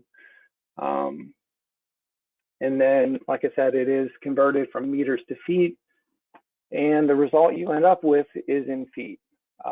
You also, like I said, it's natively in WGS84. The module that you use, the Vincenti call, does allow, it already has the GRS80 in there, the ARI 1830, which is more for Europe and UK, the International 1924, the Clark 1880, and a couple others, where you can, if for some reason the data you have is in a different datum, you can just modify the formula quickly, and that way you ensure you have consistent results. And that's essentially the basic function of this and what the majority of users will be using it for. Like I said, it can be modified to work with different coordinate systems if you need. There are also, as part of the module, there's a function that allows you to convert from degrees, minutes, seconds, or degrees, decimal minutes to decimal degrees. It's called the SIGNIT function. And unless you are working with two different large data sets where you need to calculate the distance between two large data sets, then it's easier to just do the conversion somewhere else and then input the one number and copy it down. But if for some reason you want to know the difference between, multiple values, you can set up a field in there and have it convert it. And then once you do have them in a decimal degrees format, which is what they need to be if you wanted to plot them, but once you have your data in a decimal degrees format, they can be imported into ArcMap or something similar. So that way you can get an idea of where they are located. If you have a georeference permit map, you can see if the shots were all on permit, how close to the edge they were, if they make sense with timing, or if there are any other issues. The other thing with, once you get it in decimal degrees, if you want to import it in ArcMap, the spreadsheet does need to be saved in the 97-03 format. Compatibility mode. ArcMap can be kind of finicky sometimes. So I included a sample blast log to get an idea. You have your location of the blast, which is in degrees, minutes, seconds, taken in WGS 84. And then you have a seismograph, which is in decimal degrees. So since the majority of the shots were recorded with this seismograph in the same location, you would just want to do one conversion and convert the decimal degrees to degrees, minutes, seconds, or degrees, decimal, minutes. And on this page, that's what I did. I inputted the blast longitude and latitude. And again, you can mix the symbols that you use as long as you make sure you use consistency. The minutes always need to have the one tick and the seconds 2 ticks. You want to make sure you have your north and west. And then here's the converted location.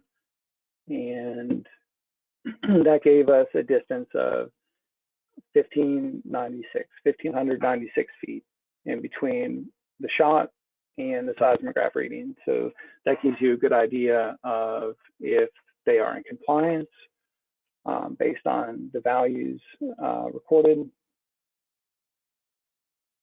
And just showing that, and I went ahead and plotted these points, both the shot location and the seismograph location, and then did a quick measurement, and we're right in the ballpark.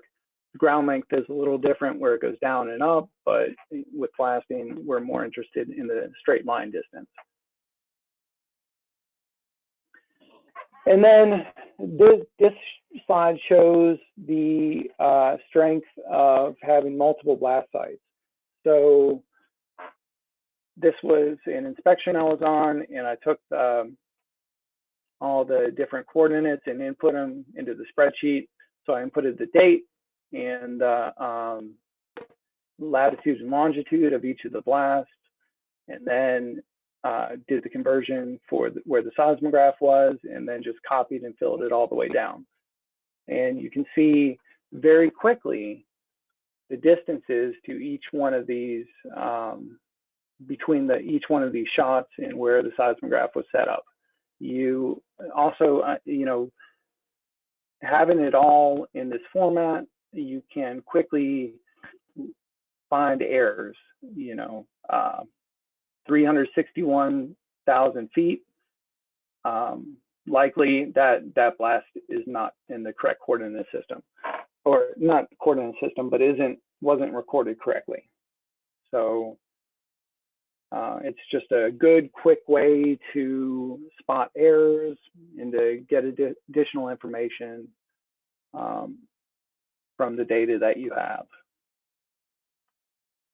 Then once you have it converted to decimal degrees, you can plot all of the shots. So this is an example of what that would look like. I went ahead and plotted the location of all these shots, so you can watch, you can get an idea of how the mining progressed and at what time and what locations they were taking shots. And if there are issues off site, or a citizen was complaining about a loud blast or some potential damage around a certain time, you can quickly evaluate which ones were in the right area. And then this right here is where the seismograph was. So it just gives you a good, quick visual representation.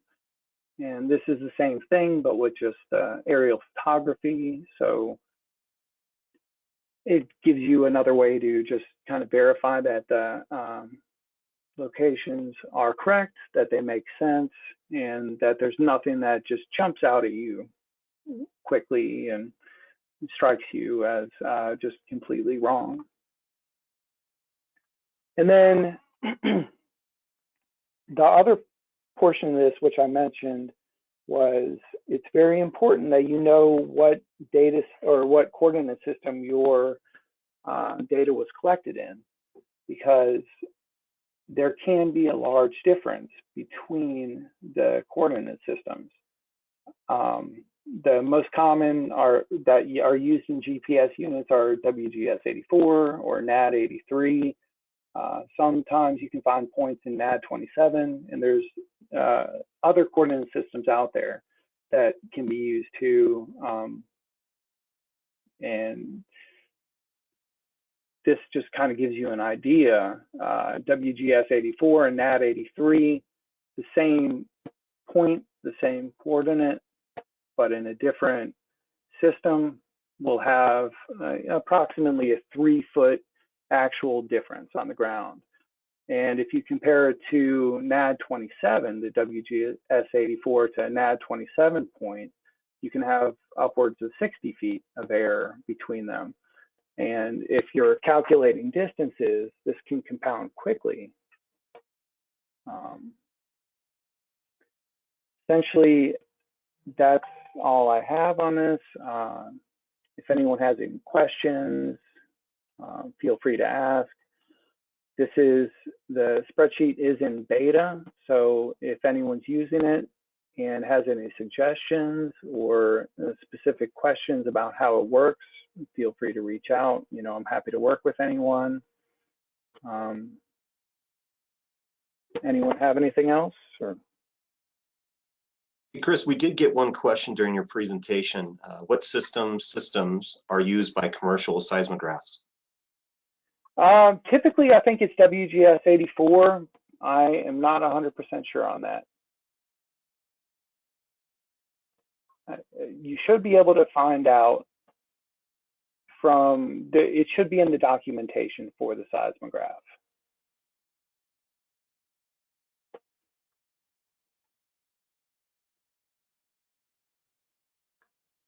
Anything else? Hey, Brad, if you'd like to ask your question out loud here.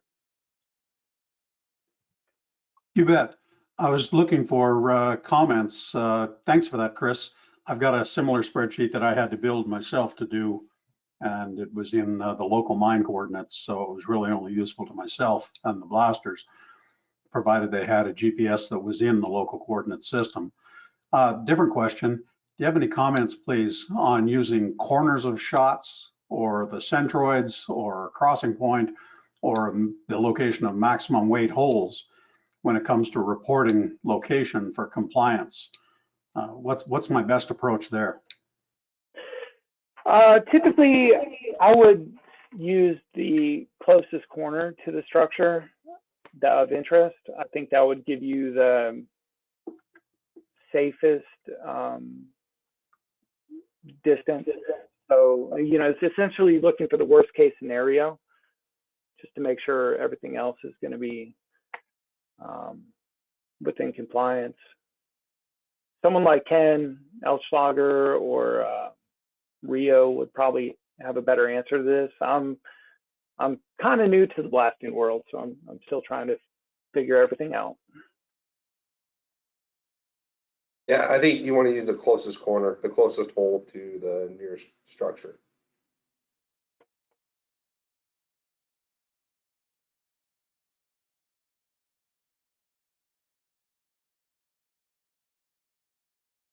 Okay, any other questions? It looks like Ken also said the same thing. The requirement is closest hole. Any other questions, comments?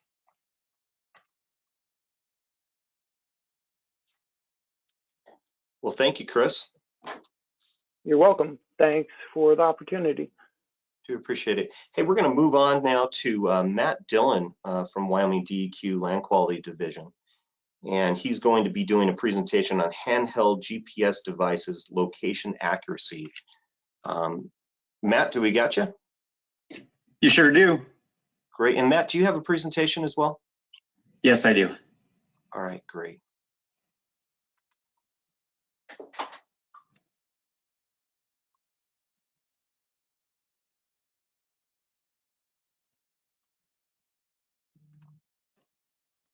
Okay, did that come up for you guys? It did. Awesome, thanks. So thanks for the time today. Good morning, everyone. My name is Matt Dillon. I'm with the DEQ Land Quality Division here in Wyoming, based out of Lander. So I'm in the District 2 office. Today we'll be discussing some assessments we did on the accuracy of handheld GPSs. So as far as why did we go through this effort? Starting in summer of 2018 and then continuing into spring of 2019, Land Quality Division decided to try using iPads to improve the efficiency on our coal inspections. These allowed us to have a library of georeferenced maps available in the field. We could do data collection, and we really were interested in making this more and more part of our process.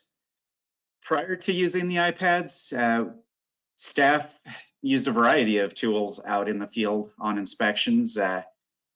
Some staff were still using paper maps. For those that were using GPSs out in the field, everyone was using a variety of different models. Each of our offices had accrued over time. And everyone had gotten fairly comfortable with that workflow, especially on using whatever GPS receiver they had been using during those preceding years. So once we implemented the iPads into our workflow, some of our staff were concerned about the accuracy of the data that we were collecting on these. It was an iPad. This was a decent paradigm shift for us to think about using an iPad, which maybe a lot of us don't think about using for any sort of geospatial work. And so we wanted to do a little bit of an assessment to see, are there any concerns that we need to be aware of? Do staff need to have any idea on what the limitations are of using the iPads as we start to transition to them? So in summer 2019, we conducted an accuracy assessment here in the Lander office.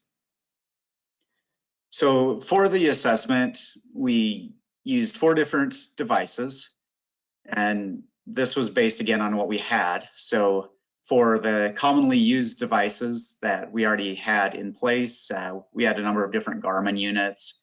For this, we chose the GPS Map 76C, which we had a few of.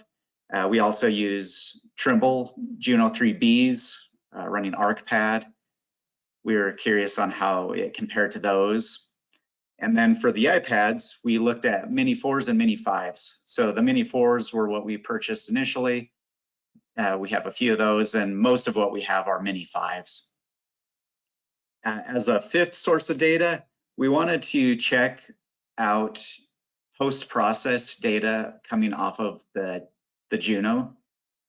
So post-processing is a method that's done in the office after you've collected data. You can come in and run through a routine using some particular software. We used Trimble's Pathfinder software, and this is another means to try and correct your position, to differentially correct your positions and thereby make them more accurate.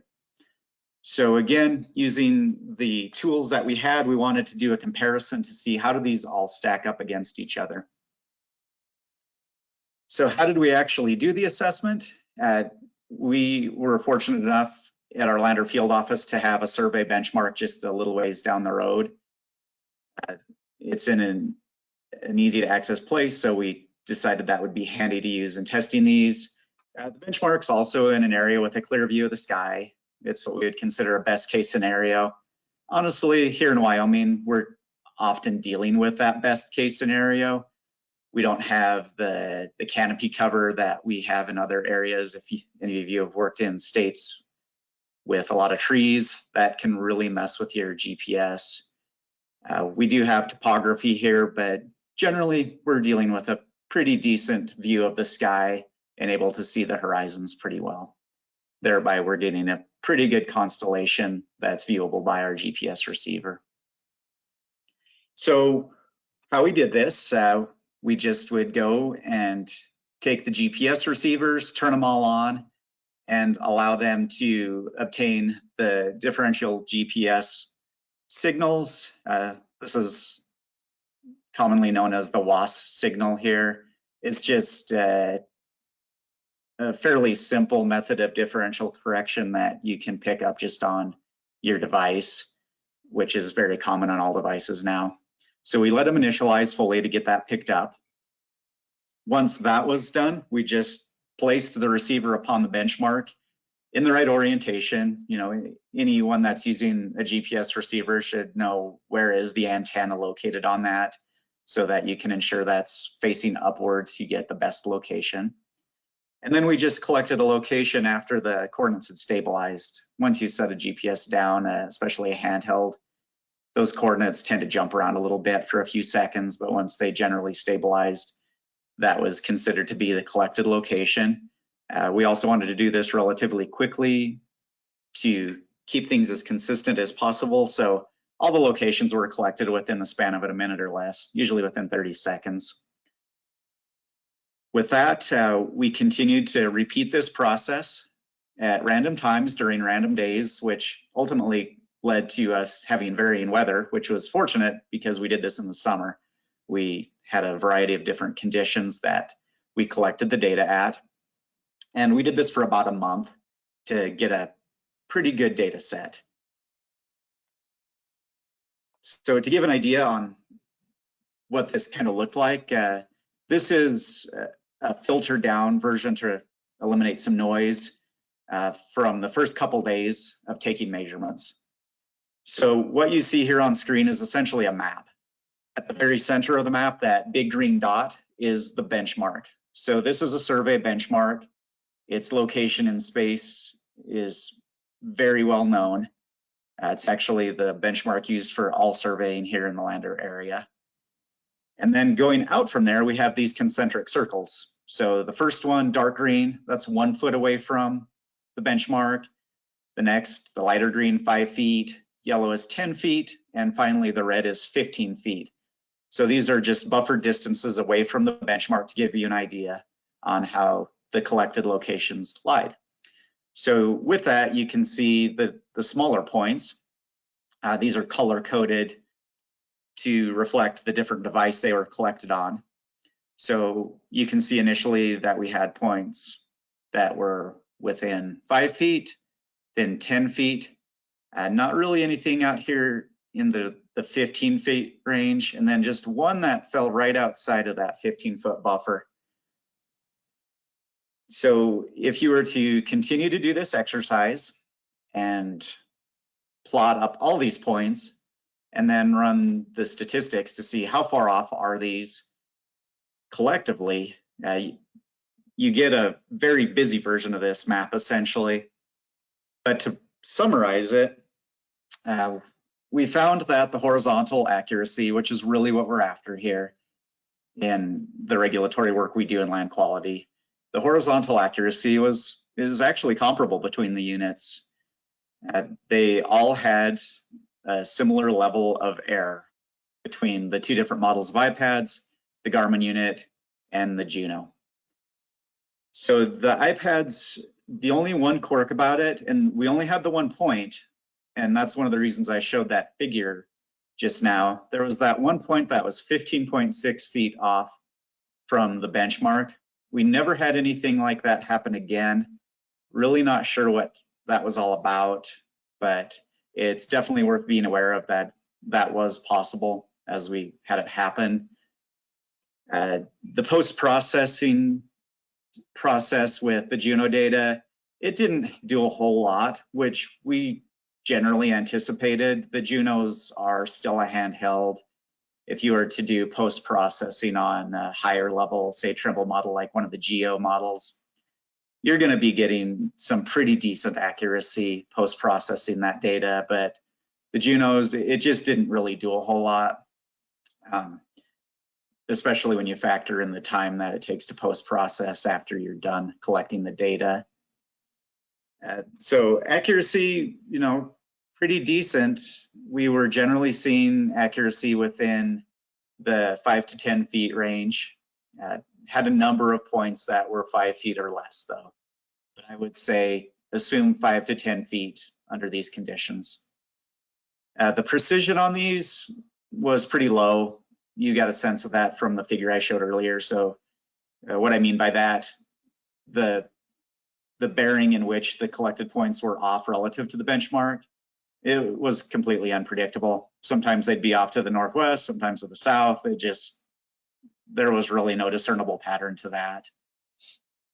And then, just because this was a question of interest to staff, the vertical accuracy and precision, as expected and as advertised by these handheld units, it was very low.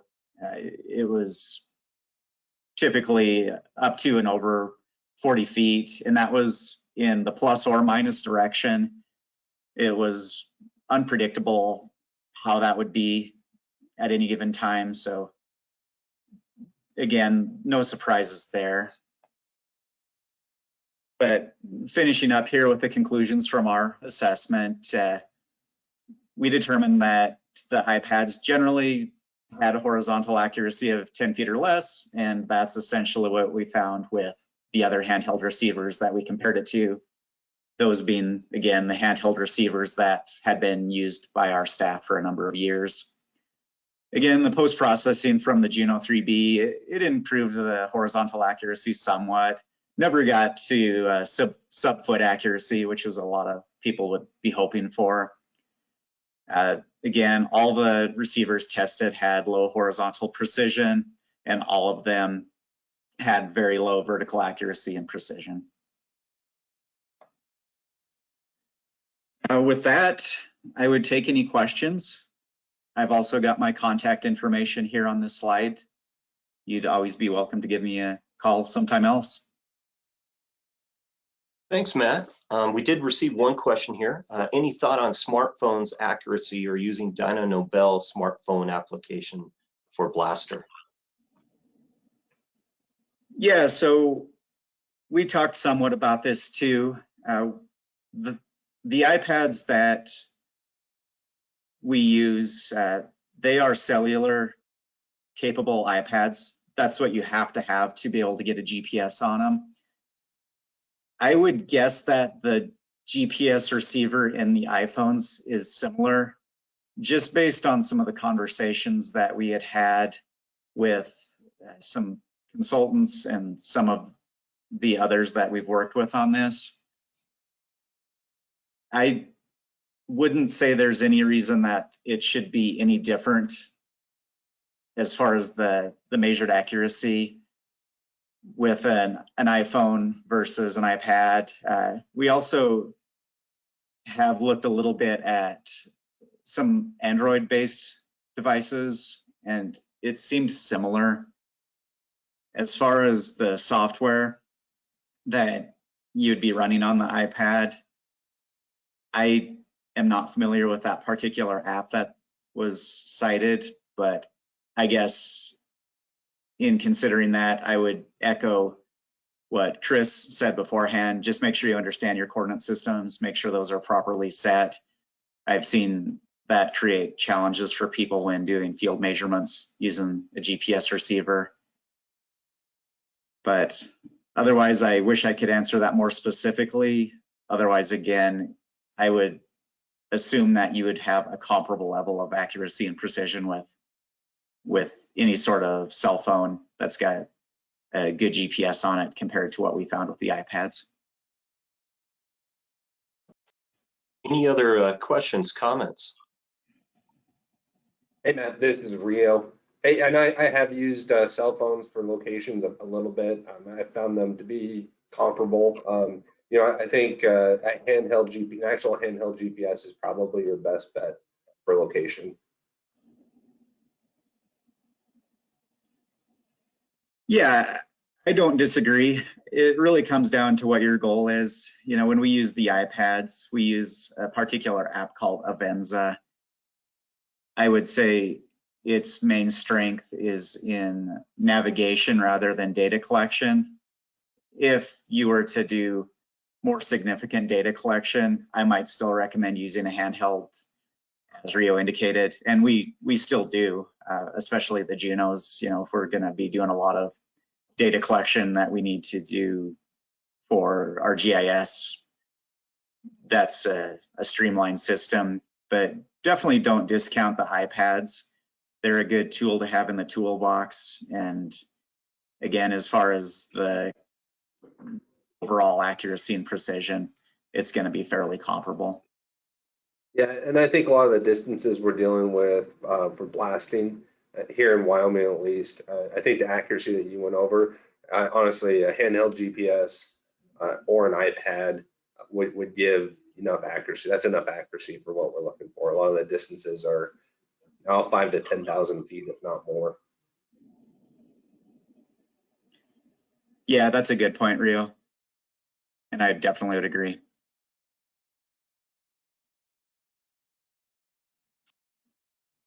All right, any other questions, comments? Well, thank you, Matt. We appreciate it. Thanks, guys. Hope the rest of your day goes well. Next up is Dylan from the Nelson Brothers Mining Services.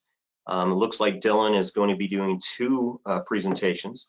The first one is drone surveying using post-process kinematics, and then the second one is drones, a workhorse in mining.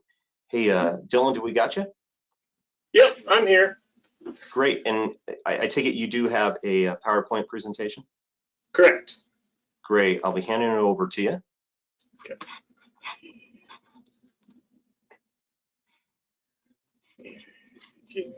All right, can everybody see that? It is on the presenter screen. Okay. There, is that better? We got it. Okay. I do have Tony Truchon in here with me, so between the two of us, we should be able to answer any questions. But I'm actually going to cover the drone uses in mining and industrial applications first, and then I'll get into the PPK. So kind of real quick, a couple different use topics. First, you have surveying and videoing. For surveying, we typically use it for pre and post cast analysis, haul road surveys, stockpile management, reclamation, burden analysis, pattern accuracy, and then there's LiDAR. And then on Videoing, you have actually filming a blast shot or a shot. You have shot clearing, tower inspections, and face velocity measurements. So here's our cast blast analysis. Green on here would be our precast. Blue is our postcast. Red would be a new high wall design, which we would actually draw in AutoCAD. And then this pink line down here is our cast final line. For those of you that are not in a cast blast application, basically this line and any material over here is considered cast final, to where you wouldn't have to touch it again. And then these black lines are actual cold models that get brought into AutoCAD as well. So here's what a precast survey looks like after we've gone through and processed all the photos. And these are all different elevation lines. Here's our postcast survey.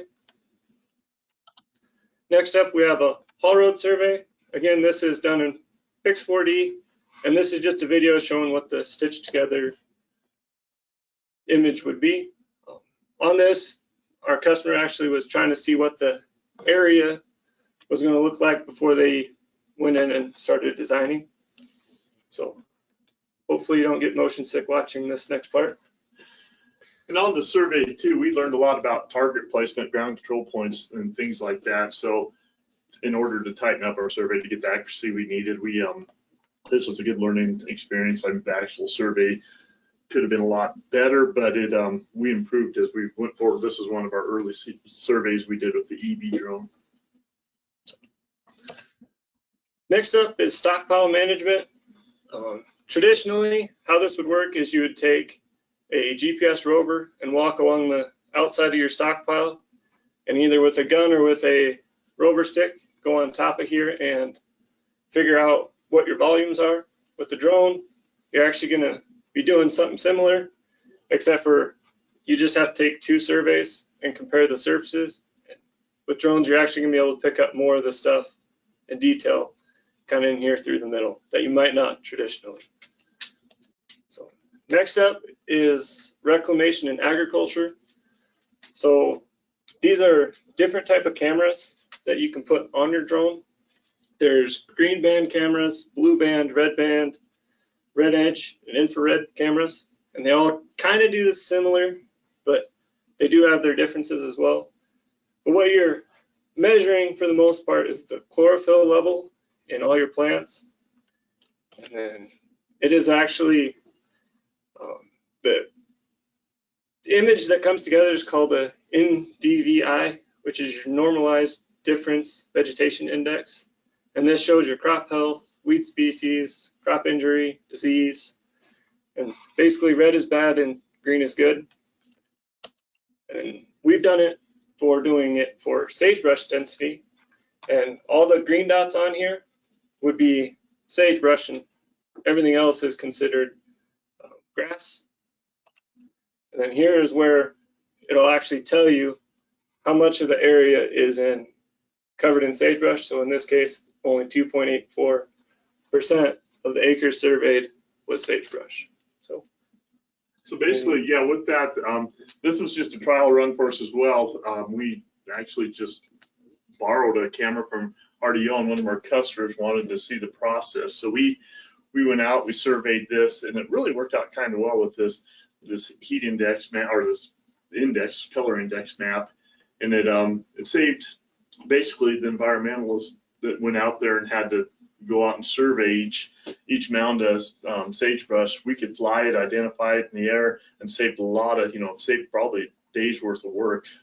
And it turned out pretty nice. I mean, the cameras get a little expensive, but it does save a lot of time.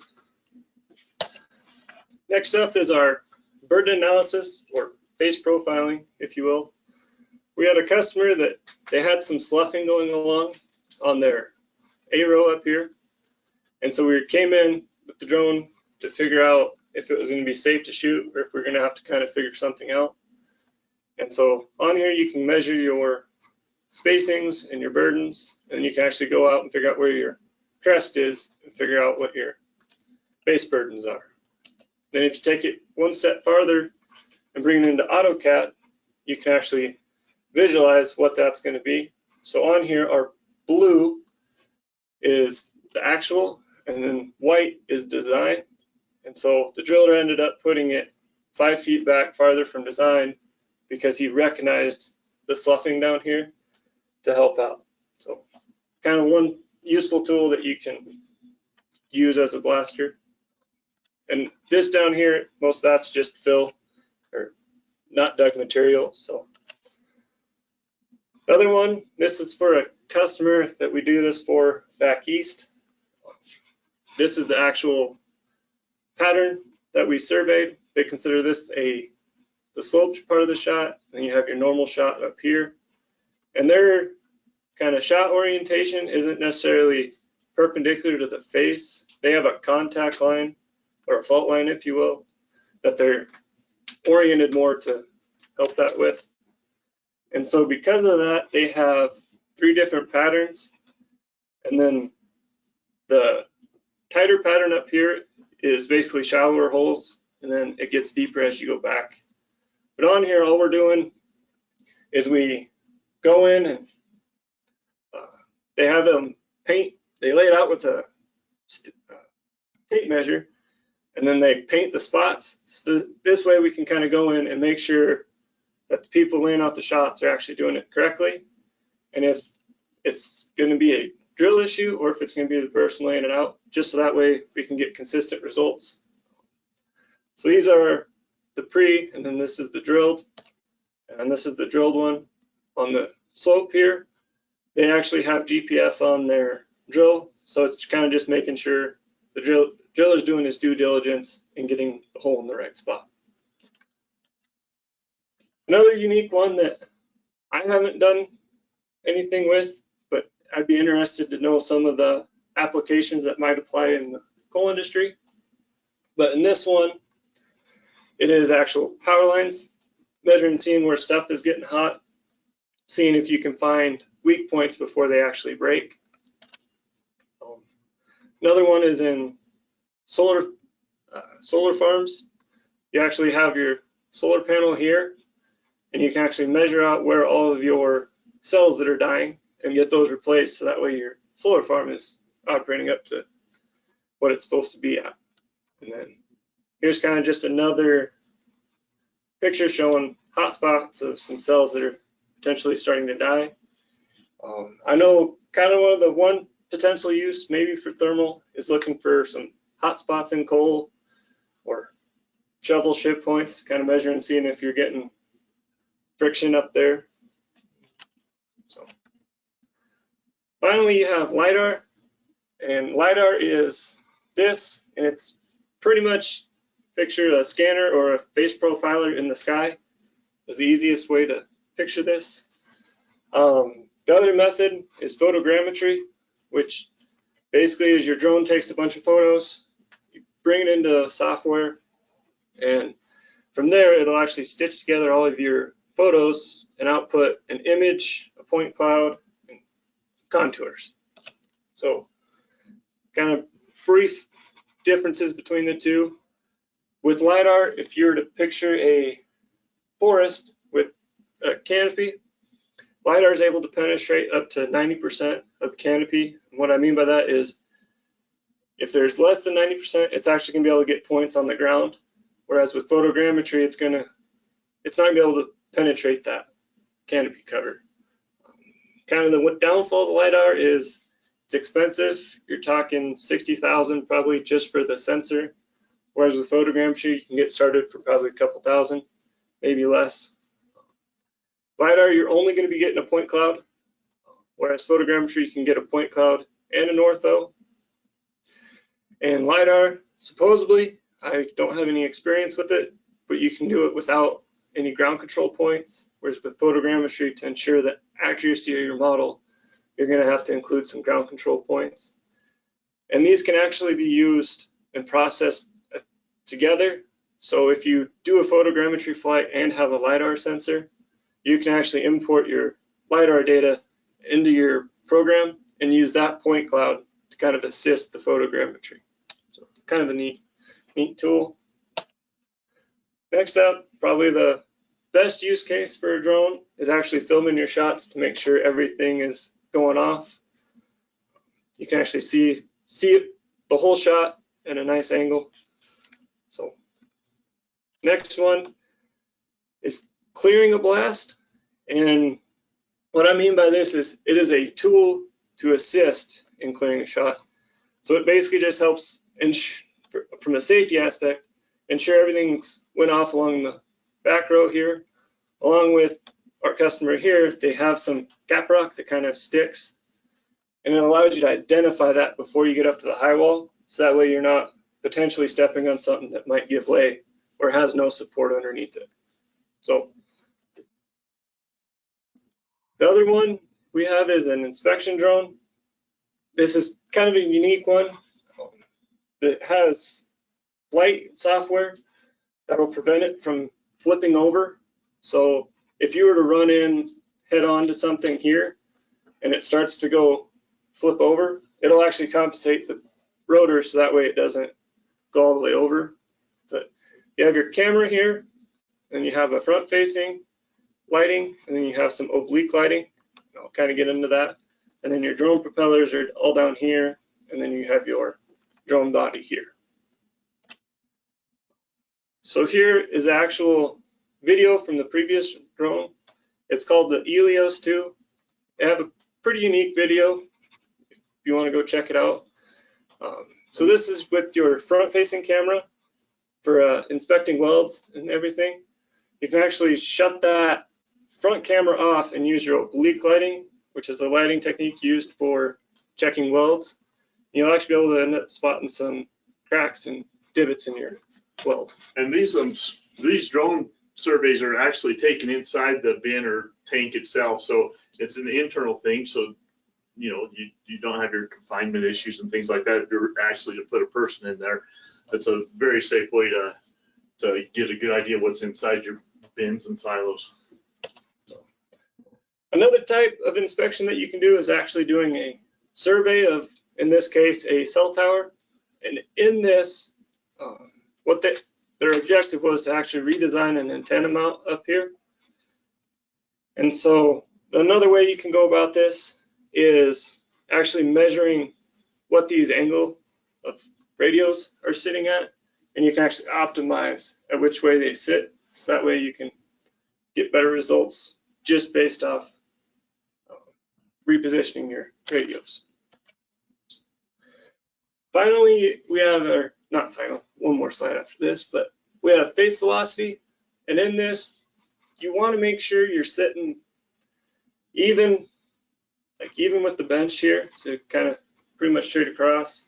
Another thing you want to make sure is this calibration line, which is right here in red. You want to make sure that is in the same depth of the video as what you're going to be calibrating or marking as you go across. And how this works is you go frame by frame, you can actually sit here and mark where the face is at, and then from there you can export all that into a CSV and actually calculate what your high wall is moving at in feet per second. And how it does that is because of this red line. It is assigning a feet per pixel, and then when you go through here and mark, this is assigning a pixels per second that it's moving at. So kind of a quick rundown on how that runs. And then finally, we have a rare earth element mapping. This is pretty unique. I believe this was done in Namibia and Finland. But it is essentially a drone mounted with a neodymium laser, and they fly about 65 feet off the ground, and they're mapping rare earth element outcrops. So this is our mapped area, and then all these orange dots are actually taken with a handheld meter, so that way you can ensure the readings you're getting from the drone are accurate. And then these blue dots are samples that were sent to a lab to verify the orange dots.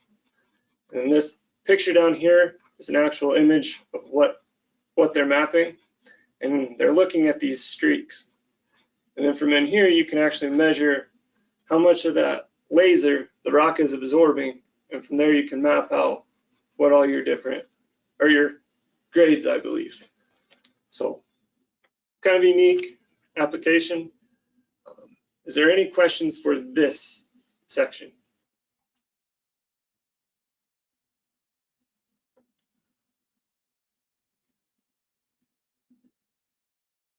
It doesn't appear we have any questions there, Dylan. All right. So next up, we have drone surveying with PPK. Our terminology, kind of just to help those of you that aren't a surveyor. GCP, as I've mentioned previously, is ground control points. We have GSD, which is ground sampling distance. RTK is real-time kinematic, and PPK is post-processing kinematic.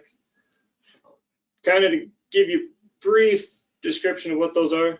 Ground control points are actual targets on the ground that are surveyed. And then from there, we take and mark those ground targets in the processing software, so that way we can ensure our recreated model is accurate to real world. Ground sampling distance, I'm going to cover here in a little bit. RTK is you have a base station for your GPS system, and then you have your rover, or in our case, it's going to be an aircraft. And basically all it works is your GPS corrections are sent from the base station to the rover in real time. In post-processing, your base station logs a file, your rover logs a file, and those two files are brought into a computer, and you process and get your results after the fact. So a typical ground control point flight, I prefer to lay out about 3 targets along the back of a shot, 2 or 3 down in the pit bottom, and then 3 along the spoils. And what this is doing is kind of pinning the recreated model that we're going to make. It's going to pin the ground to these points, and it's going to make sure the bottom of your pit is where you want it as well. And then what you're wanting to do is you're wanting to fly a grid.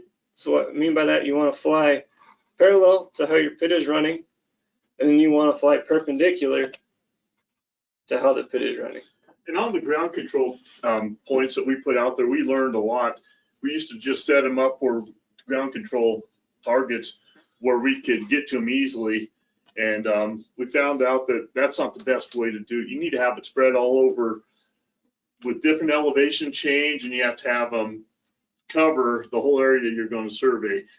How we did it before, we just put them 5 targets behind the cast and just try to use those. And unfortunately, the further away you got from those ground control targets, you'd lose your accuracy. But by doing what Dylan's doing here, you can see he has some on the spoil side, some down at the bottom of the coal to show elevation change, and he basically has the whole survey covered. Then you get your accuracy that you're wanting. So we learned the more targets you had and the better spread out with some elevation change, you can really improve your accuracy. Yeah. And then one last thing before I move on. So how we ensured the accuracy here was we took this ground control point flight and compared it to a mine's laser profile, what they recreate. And then we used this as our tried and true method of surveying for a few years. And it wasn't until recently that we got into the PPK side.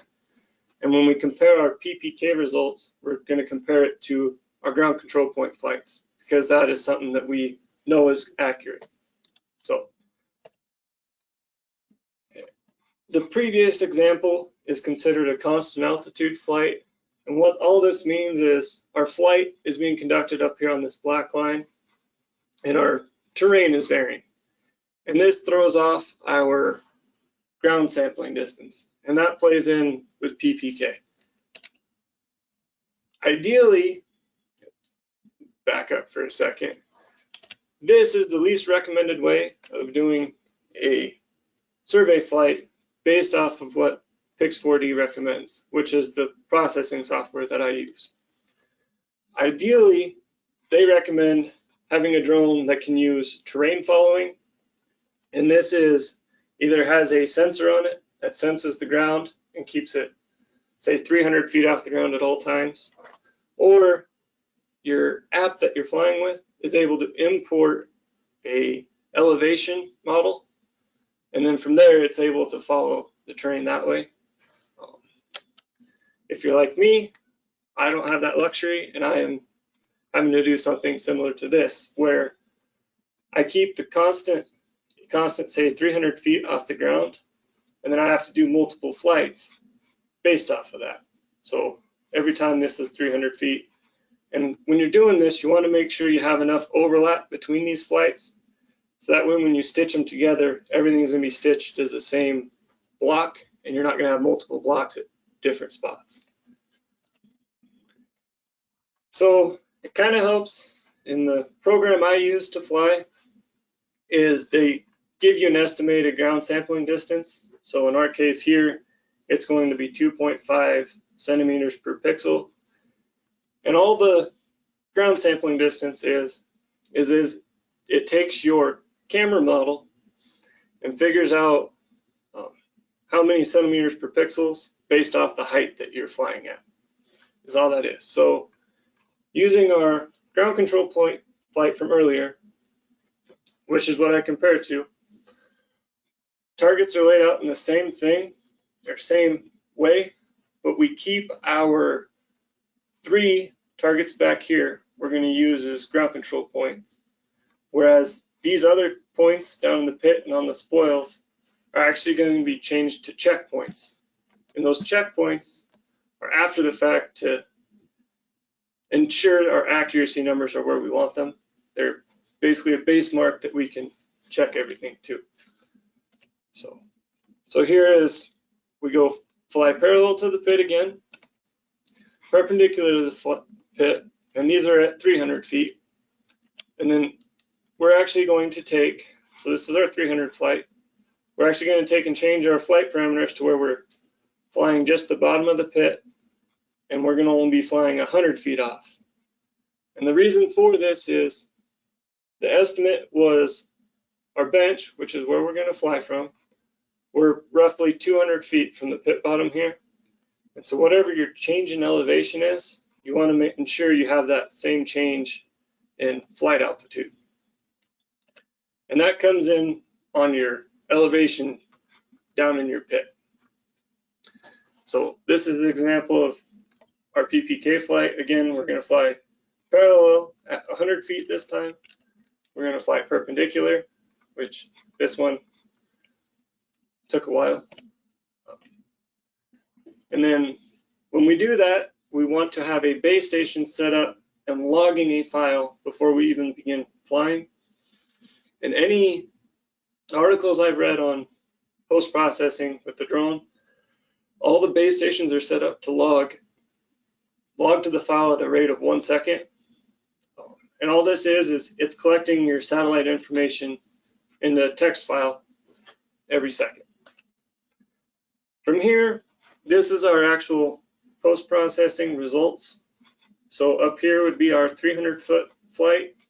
Down here is our 100-foot flight. And then back here is our 3 ground control points that we use. And then down here is a checkpoint. And then here it's a ramp. This is a postcast. You have a high wall here, spoils. And this is considered pit 1, and that comes in here in a little bit. Here's a different flight that we used. In this case, we were surveying the top of coal, because you can kind of tell in here it's pretty rough. Surveyor in question that asked us to do this, it was going to take him, I think, like 12 setups just to hopefully get a good result. And then we have a checkpoint up here. And this checkpoint you'll see later, it's not as good as what I would like it to be. It's still within, I think, 0.5 of a foot. But that's mostly because I didn't fly over far enough and get a good enough overlap there. So as Chris was saying, you got to know what coordinate system you're going to be using. So I know a lot of mines are in NAD 27, but they have their own local coordinates. And that plays a factor in the sense that you have to get them from NAD 27 to WGS 84, which is what the software requires. And in here, you'll enter in your latitude, longitude, height, and then you're going to enter in your antenna height. Then you're going to click on next. It's going to ask you for your rover file.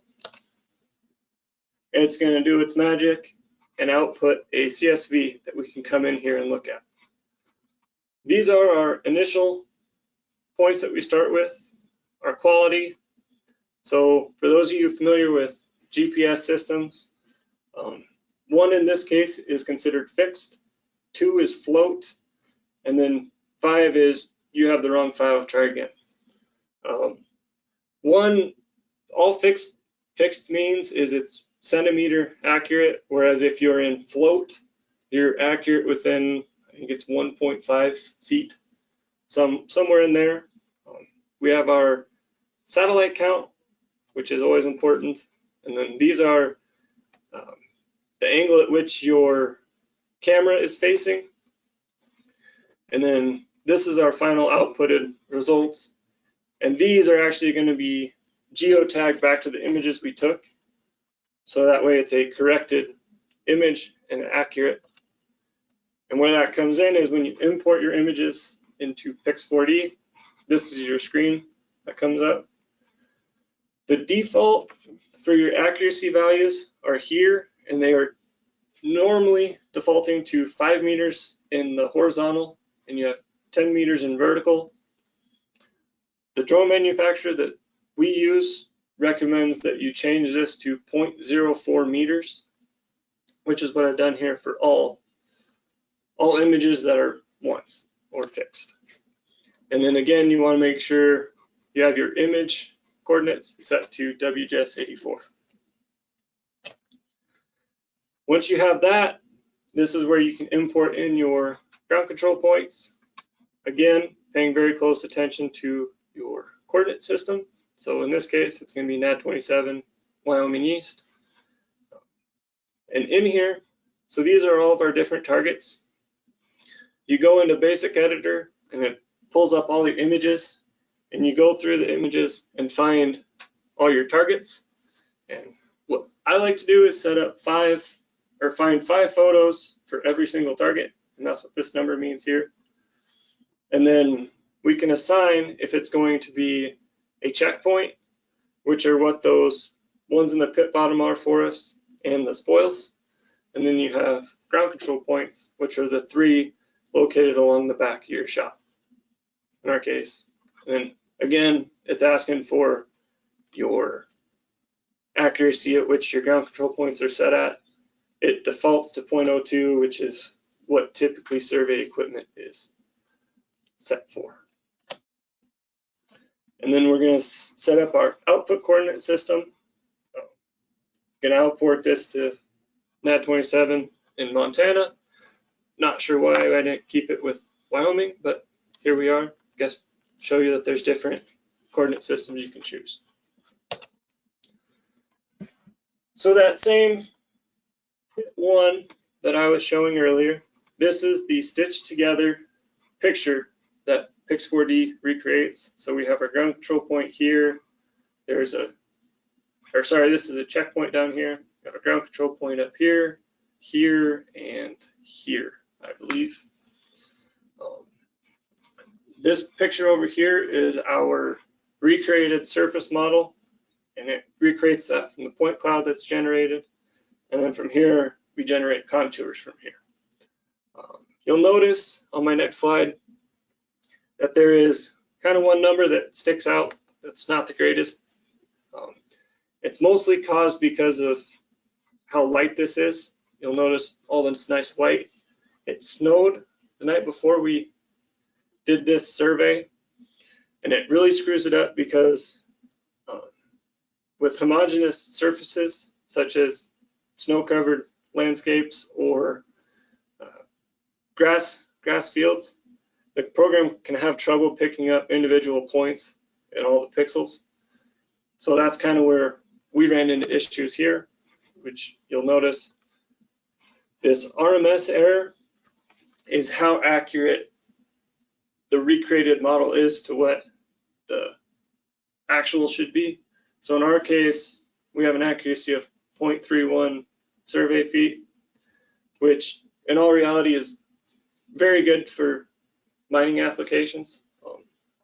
And this would have been better if it had not snowed the night before. So in here, this again, here we have our ground control points. We have all of our coordinates and how accurate they are in each direction. So in our case, these were within 0.66 of a foot. And then our checkpoint down here is easting is 0.0087 feet, 0.79 feet, and 0.74 feet. Pit 2 profile, we have our ground control points were down here. And as you can kind of tell, this is a rough top of coal line. And then our checkpoint is up here somewhere. And you can kind of tell that how much that rolls over here on this elevation section. The one thing you have to keep in mind with photogrammetry is shadows and snow, such as the last case. But when you have shadows down here in this coal, since it's black, you can actually end up getting a very low point density just for the fact that the program's not able to pick up points down there. That is kind of one benefit to LiDAR is regardless, it will be able to get the points down there, assuming you don't have too much dust or snow and all that fun stuff. So here's our PPK results. So most we were off was 0.15 feet in our elevation. In our checkpoint, we were within 0.64. That one would have been better, except for when I did the lower flight at 100 feet, I did not include enough overlap to include that point. And so that's why you're kind of seeing a difference, or half a foot difference there. So, and then this is our overall accuracy for that bit 2. These are numbers I like seeing better is the 0.07 numbers. So just very accurate, and you're only having to set out 3 ground control points along the back of your shop. Is there any questions regarding this? Looks like we did have a couple questions come through the question app. First question is, what permits do you need to have to be able to fly these types of drones?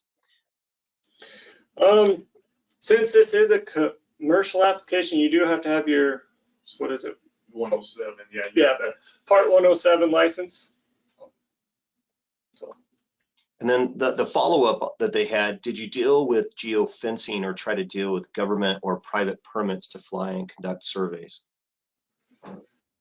So to do these, all of these surveys were done on customer property, to where it helps out some, but you still have to maintain your FAA restrictions. So you have to be within line of sight, be able to see the drone. Right, you have to know your airspace. You have to make sure you're not in any restricted. Around Yep. Gillette, you can face, with us having the airport, things like that around here. You have to make sure you know where you are before you're flying. So, and then the geofencing thing that comes in, like if you're flying around the, like say, Campbell County Airport here, they have a section to where they actually lock you out. You cannot enter there. They have another section that you have to get permission to approach. And then there's actually, you can set a geofence on your tablet to where your drone won't go outside of that area, which is kind of useful in spots where if you have know where a drag line is, you can set it to where if you lose communication with your drone, it will not go past that section. So it kind of just helps you with your obstacle avoidance and stuff like that. So.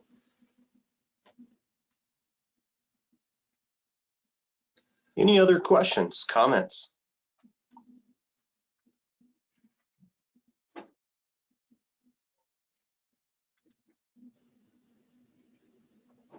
Well, Chris, thank you very much for the presentation, the two presentations. I think we'll go ahead and let's take a break, a 10-minute break, and be back at 11:40.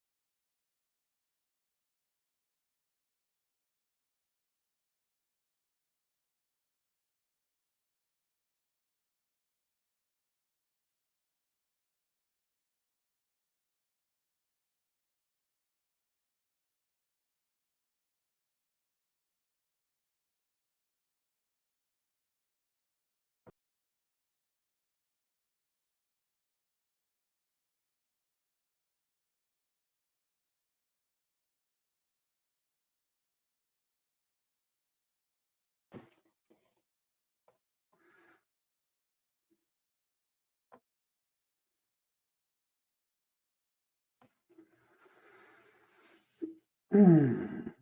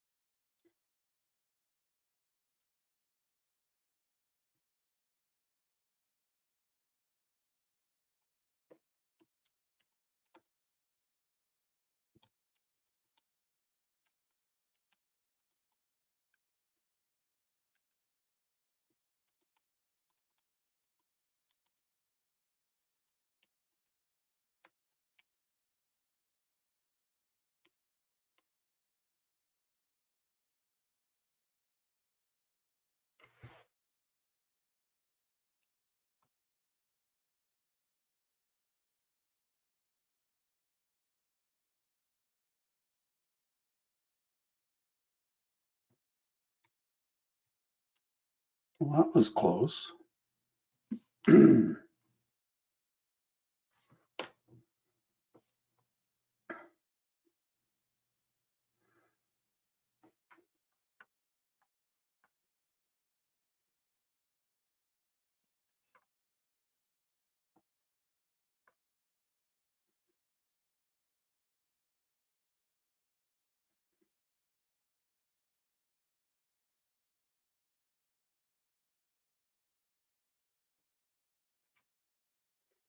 Oh. Mhm.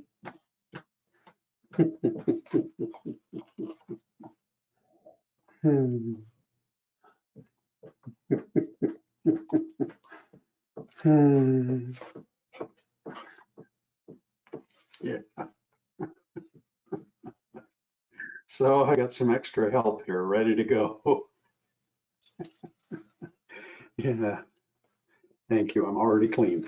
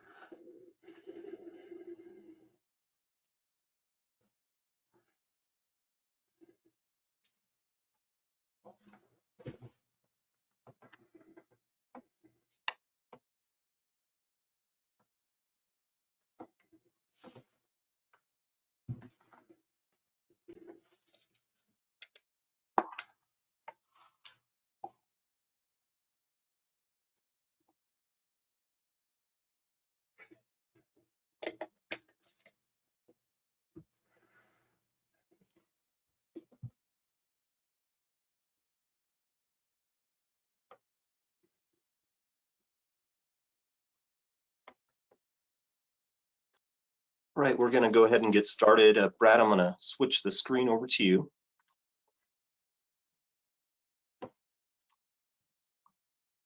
Okay, show my screen.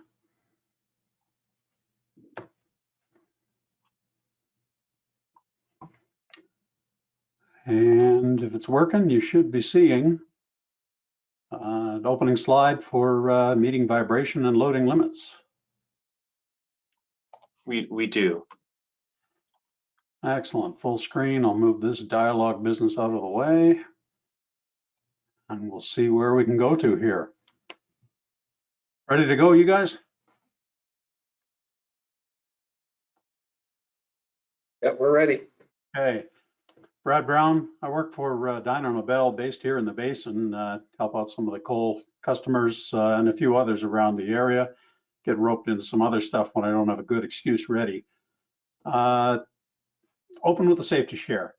I've been seeing a lot of snow here, but that's just taken us from mud back to snow, back to mud, back to snow, and so on. Towing has come up in the area recently. I summarize it by saying get the right people, the right process, the right equipment in there. The things I think about and the way it's going. In a previous life, we were starting to need a supervisor or somebody to come in and oversee what was going on. In another situation, we'd bring in the contractors and get them together, and they would look at how to address a towing situation, and everybody learn from it and not overlook some of the things going on. So get the people in. The right process tends to be these days going to a paper permit, kind of like a hot work permit.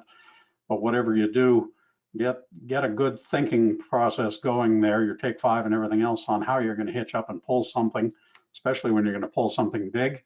That might include the equipment, which is the third part of the thing, and that's the right towing straps, the right ratings for the straps and the hooks and things like that. Absolutely eliminating home-built connections and welded on points. You want to use engineered tie-ons and things like that. And you also want to think about how big the towing vehicle is versus the vehicle being towed. Make sure you've got the right capacity in place there to get it going. So the right people, the right process, the right equipment, and keep people safe. So enough said there. Wanted to look at meeting some vibration limits and how to do the loading side of that. Just because there are a number of things that have come up recently, but also I drew back on some other situations, and shout outs to Bill Belmont for implementing some of my haywire designs, and guys like Bill Jenkins and Chuck Sumner and others for getting some of the data back in the day when we needed to have curves drawn and things like that for our work. First part, the OSM side of things. OSM and DEQ have some similarities, but based on OSM, there are three ways to limit vibration, generally based on a blasting plan. And the three things listed here, I've blown them up this way, and they say, hey, method one, typically that distance, vibration level, and a scale distance factor. And this is an old way to do it. You'll see this in a lot of handy tables and engineers' explosive guides and things like that. The further the distance, the higher the scale distance you're using, and you can drop down on your PPV ratings. This is for inhabited structures typically. Next part, method two, which is far more common. I used to live with a scale distance of 65 for inhabited structures, and for wells, pipelines, rail, and other things, scale distance of 16. Unless we had a variance in place, but whatever a number is, that's typically in a blasting plan, and that's what you will live with. The third way is to get right into the seismograph and working on the Z curve, and you're looking at meeting these kinds of limits for an inhabited structure. There's the other line in there that comes in occasionally for plaster versus drywall and so on. But essentially, you're looking at a PPV limit, and you're monitoring for every shot and staying under the line. In the DEQ regs, chapter 6, surface coal, they show method one, which is that same table coming in there. Method two is far more common for a lot of people. That's using the scale distance equation. In particular, they show weight version of the equation here. We'll see that one in a second. And the other part with that one is, again, highlighted here, that's looking at water towers, pipelines, tunnels, dams, anything that's not an inhabited structure according to the definitions. And we've got lots of those things around our properties, power poles and things like that come in, rail lines come in. I've got instruments out there backing up some of the mine operations work there. The other part that we get into is the bottom there, where you can go for a modified scale distance factor. That is, you can slide off that 65 and 16 setup, if you will, if you've got enough data, if you can draw the curves and show at a 95% confidence level that, that you will not do any damage. So some scale distance basic problems here. If you got your calculator, I'm going to try and pause and let you work out a couple of these things, but I've also posted the problems and the problems with solutions on the webinar so that you can download things if you want to do it afterwards. But some basic problems to go through, and then I've got a couple of case examples to look at of how to apply this and get more and more complicated with it. So the simple part here, scale distance is a relationship. It's distance in feet, weight in pounds. Because we're in the US, I have to talk to some Canadians this afternoon and I'll figure out how to convert those. But scale distance is that number relating weight and distance. And for engineered structures, I typically see values running from about 10.5, 15 plus, 16 is a standard, 18.4 is one that's there, and others. It just depends on what's going on in an approved plan. And since approved plans have different ages on them, somebody may have had one number switch to a second, be moving into a third. There's really no fix there. It's just whatever you get that's approved. And then when you get more data, you might move into a different number. Scale distance is typically the reported value. That's what we do on shot reports, for example. It is conservative. So when we talk about scale distance and, for example, the accuracy of the GPS units, if you're that close that the distance or the accuracy of the unit matters, you probably need to start switching from scale distance to doing actual monitoring there. But scale distance is a common design tool, and it is that distance divided by the square root of the weight. I'm typically using this triangle all the time, and in fact, I love this triangle because it helps me figure out which way the thing goes up when I'm working with the different equations.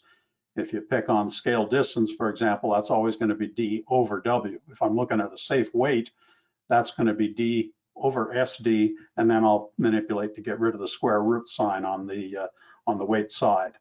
But it lets me maneuver the thing around. Rearranging the equation is easy enough. Safe weight is, like I said, distance over that scale distance and then that quantity squared. Safe distance is a scale distance times that square root of the weight. And for the safe weight side, which is my most common application of this formula, we're controlling the weight using different hole sizes, dropping from a 12.25 to an 11 inch to a 10 5/8, maybe even looking towards a 9 inch if the steel on the drill will accommodate that. The number of holes per delay is the other part, because our weight is always talking about the number of holes per delay or the number of pounds per delay. And that may translate into 1 hole, 2 hole, 3 hole, depending on what you've got for timing. The other part is depth, and I have a problem coming on varying hole depth or getting a maximum hole depth. Varying distance, the shot doesn't move unless you're into a pipeline or a massive project moving from one end of a cut to another. So more commonly, we look in terms of pipelines and ditching, where the shot is moving relative to the houses. Shooting pole holes, where they're doing a power line stuff, works up in the Northwest. But mine advances generally move forward towards structures of interest, and you have to keep watching out for a safe distance, at which point you might have to change up your design. So for example, there's a shot moving in closer and closer to a house, just like that. So we want to calculate those. So on to some basic problems here. First one, not a surprising one and not a surprising question to see on anybody's blaster's exam. A mine typically fires 6,500 pounds per hole, 1 hole per delay. A home is 5,000 feet away. Is this allowed under the Wyoming DEQ regulations?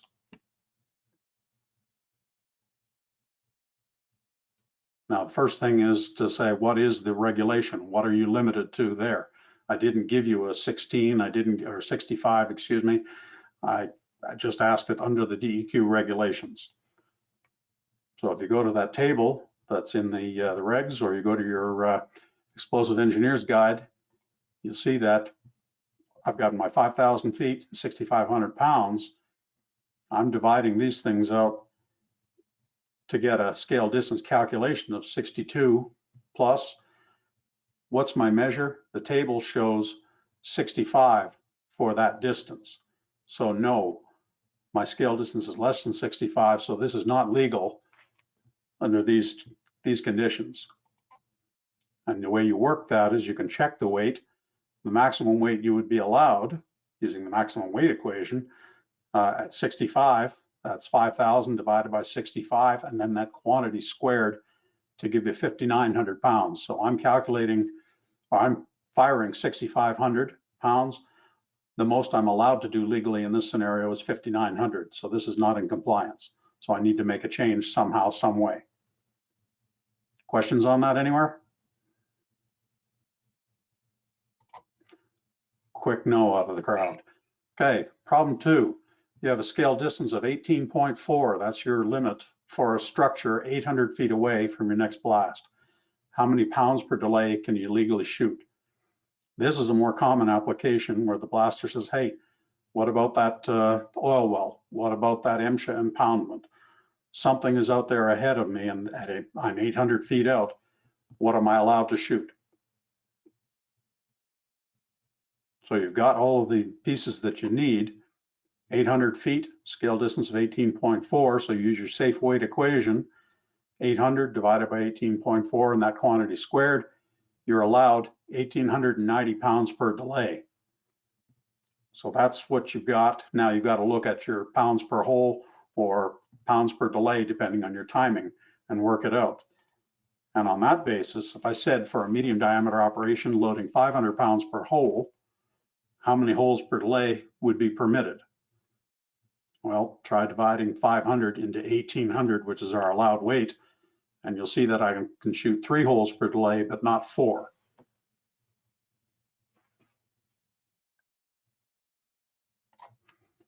Problem 3, and we'll see a bunch more of this, the 2 limit problem coming in.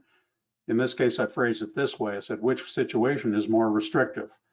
I've got a house here at 3,000 feet away, and my limit there is 65. I've got a well out here at 600 feet, and my limit there is a 16. So obviously we need to calculate the scale distance, excuse me, the safe weight for each situation and see which is our most restrictive situation. For the well, 616, I get a safe weight allowed of 1,406 pounds per delay. If I do the same thing with the 65 and 3,000, remember the 65 over there, I get 65 divided into 3,000, that quantity squared, 2,130 pounds per delay. So I can do just over 2,100 pounds for the house, but for the well, because it's in so close at that 16, I'm limited to 1,400 pounds. So obviously I need to adjust my blasting to accommodate that well and the restriction it imposes on my blasting situation. Some of the checks in there before you get into the more detailed stuff or the bigger problems there, I say manage the basics every day. To do the design and the actual powder factor calculations, know what you want to use in there, know what you're actually achieving on the bench, particularly in terms of column build. You don't want to assume that 10 5/8 hole and then find out you're getting a lot more pounds per foot going in for whatever reason. You want to be careful about your depth and orientation of your shots. Excess subdrill, for example, will catch up to you, or excess depth when you're not planning to move all that material forward. And the orientation, something that's pointing into a heavy burden might be a problem there. Relief is what I mean by a heavy burden.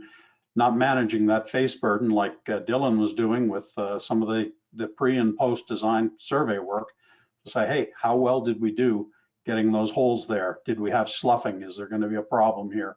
And the most common basic one is the timing issues. getting the one hole per delay that you want, or rearranging and managing to get the appropriate timing that you want on the thing.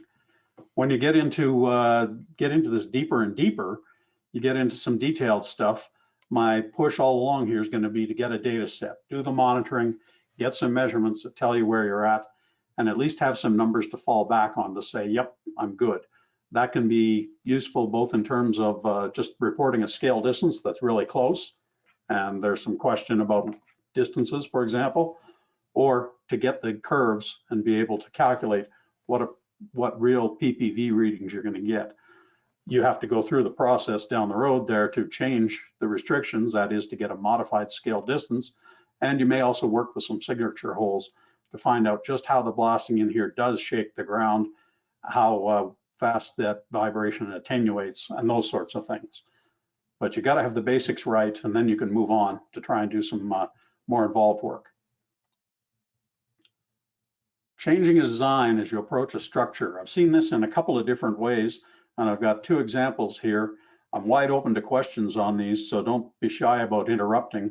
I've hidden my chat window, but if you guys want to flag me and say there's something there we want to talk more about, please do. First one, how high a bench can you load? Here I've given a situation where I've got a scale distance of 16, a structure currently at 850 feet away, and the question is, how much bench can I load? If I've got a 160-foot high wall, I'm pretty sure I cannot shoot a full depth shot on this. So how high can I load up those holes? How can I make this work for me? Here's a schematic, if you will. I've said, look, 9-inch holes. I know I'm going to use about 35 foot of stemming, and I've got a density for a product, but I'm trying to figure out just how much of that bench I can take. And it might be to decide if that 9-inch hole is right for me, or I need to make a change. Or it may be in terms of the mining operation to say, hey, I really don't like that secondary shot, the portion that's left over there. Can I shoot a bigger upper bench to shorten up that lower bench? Whatever the situation, the blaster is going to be asked, how much can you load? So a couple of steps here. First, a safe weight calculation, just using the scale distance stuff we have, and then we'll come around to that hole depth and some bench calculations. So for the safe weight, I've said 850 feet and 16. Well, the safe weight equation says I can get 850 divided by 16, quantity squared, 2,800 pounds per delay, 2822 pounds per delay. So that's my safe weight. The next part then is to get into the depth, hole depth, and the bench calculations, and that's using the schematic. I'm going to go to a new page for it, but I know my target is that 2,800 pound kind of range. So I've got 9-inch holes, 35 foot of stemming is my plan. I want to do that 1.25 gram per cc bulk product, and I'm allowed 2,800 pounds. So first, how does that load? Well, it loads at diameter squared times density times that 0.3405, comes out to about 34.5 pounds per foot. Okay, I'm allowed 2,800 pounds, so pretty quick you can see I'm going to try and judge how many feet I can load of that product. So maximum explosive column for one hole per delay, divide the allowed weight by the weight per foot, gives me 2,800 and change divided by 34.5. I'm allowed to load an 82-foot column here. Now I say 82-foot column, the hole is the hole is the hole, whether it's vertical or it's angled. I'm allowed to load 82 feet of product there. That's what the tape's going to tell me. And you want to be doing the taping on this. So add the stemming, so I get a hole depth of 117 is allowed, and that's coming up to my limit. I've rounded, but that's coming up to my limit. And for about 30-degree holes, 30-degree angled holes, that means I can do about a 100-foot bench there. If I'm doing vertical holes, well, then obviously it means 117-foot bench, and I can work the difference on it. For this situation, that means that I've got, if I say it was a 160-foot bench, I would have 50 to 60 feet left over, so I'm pretty good there. What else matters on this one? Well, getting the powder factor right, that is doing the taping, making sure that we're measuring and getting the right loads per foot right loads per hole, again, 28, 22 pounds per hole, pounds per delay, is right at the limit. So I want to be careful about being up against that limit. So get the powder factor right. The other part is to check the shot size to hold this thing to 1 hole per delay. And I think about the shot size in terms of the number of rows and the length of the shot. Part of that is just making sure that you don't start to see overlaps coming partway down the pattern. So get to understand the timing, work that out, and make sure that it is going to fit for your scenario, for your protected structure. Another one here, PPV versus distance effects.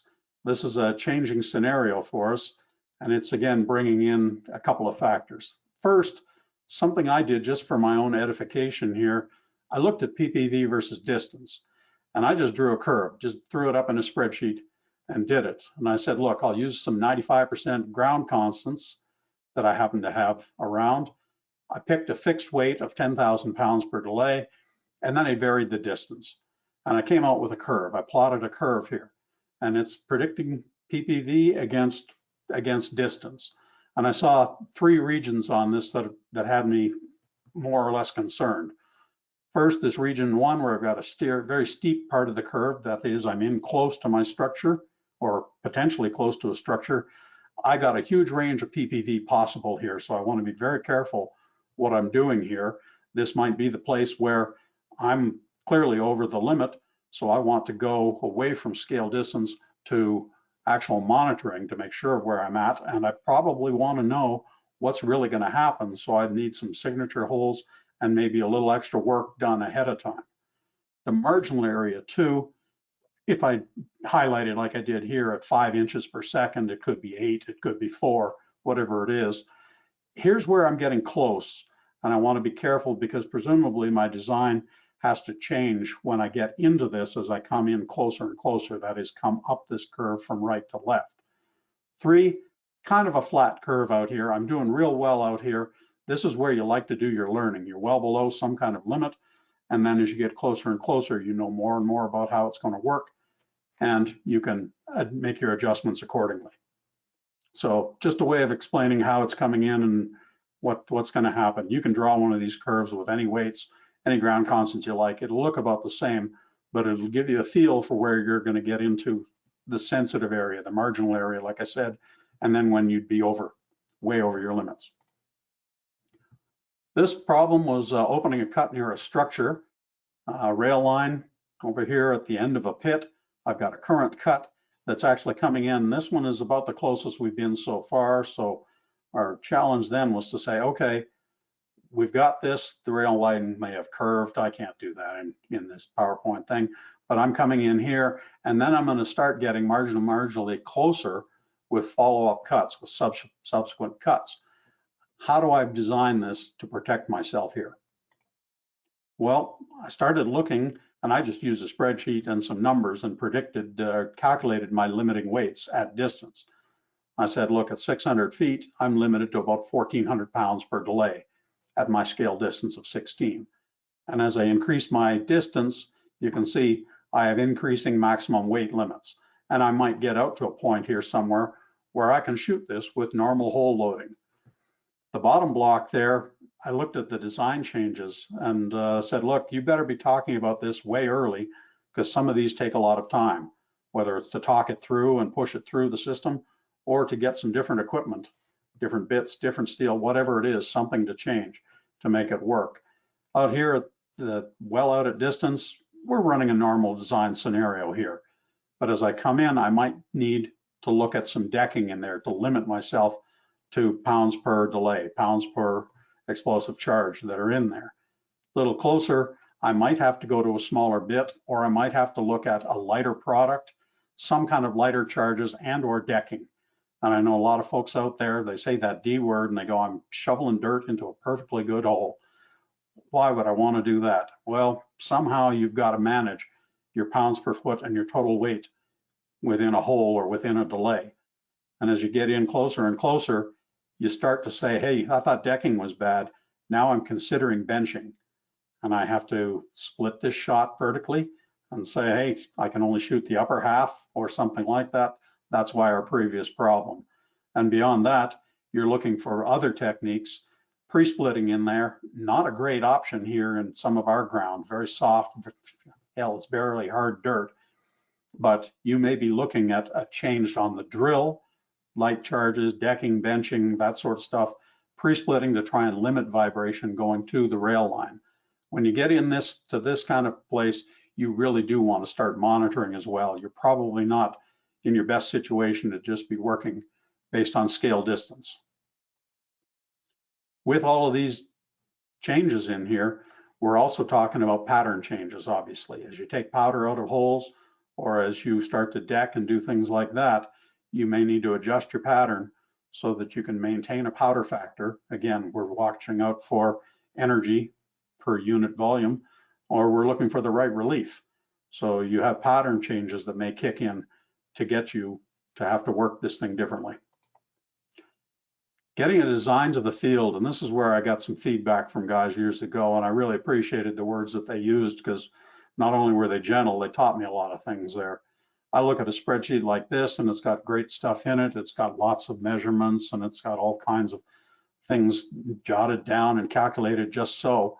The problem I see with the thing is taking it to the field and asking guys to operate on a bulk truck with it, or to work with it in crummy weather, and all kinds of things like that, or to take it from one crew to the next to the next.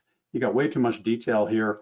Parts of it are hard to follow, or just plain, I don't need all that. I need to see where the difference is that matter to me. If this is really difficult to use to pass along between the crews, unless you're using it way ahead of time and trying to say, hey, which do you like better? And then only give them one or give them two. The other part is, if this is going to the field, it's not giving them whole IDs. There's no real good way to relate all this data here to specific holes that they're trying to load. They want a good, clear answer. What can I put in this hole? Give me all the rest of the spreadsheet when I get to the next hole, but tell me what I'm good for here. So sending designs to the field, I said clear, reviewed. They need to follow it and be comfortable with it. Documented, as in this is a good way to send it, and you're going to have a record of what you asked for there. Suited to field use means all kinds of things. I've laminated stuff. I've catered to a busy environment where they may lose some paperwork, or they may want to do a lot more markup on it and need different things. But the goal is here to avoid confusion on it. Here for our problem with our rail line and this individual cut, I've used color, and I've shown, hey, a much smaller, much different pattern in close.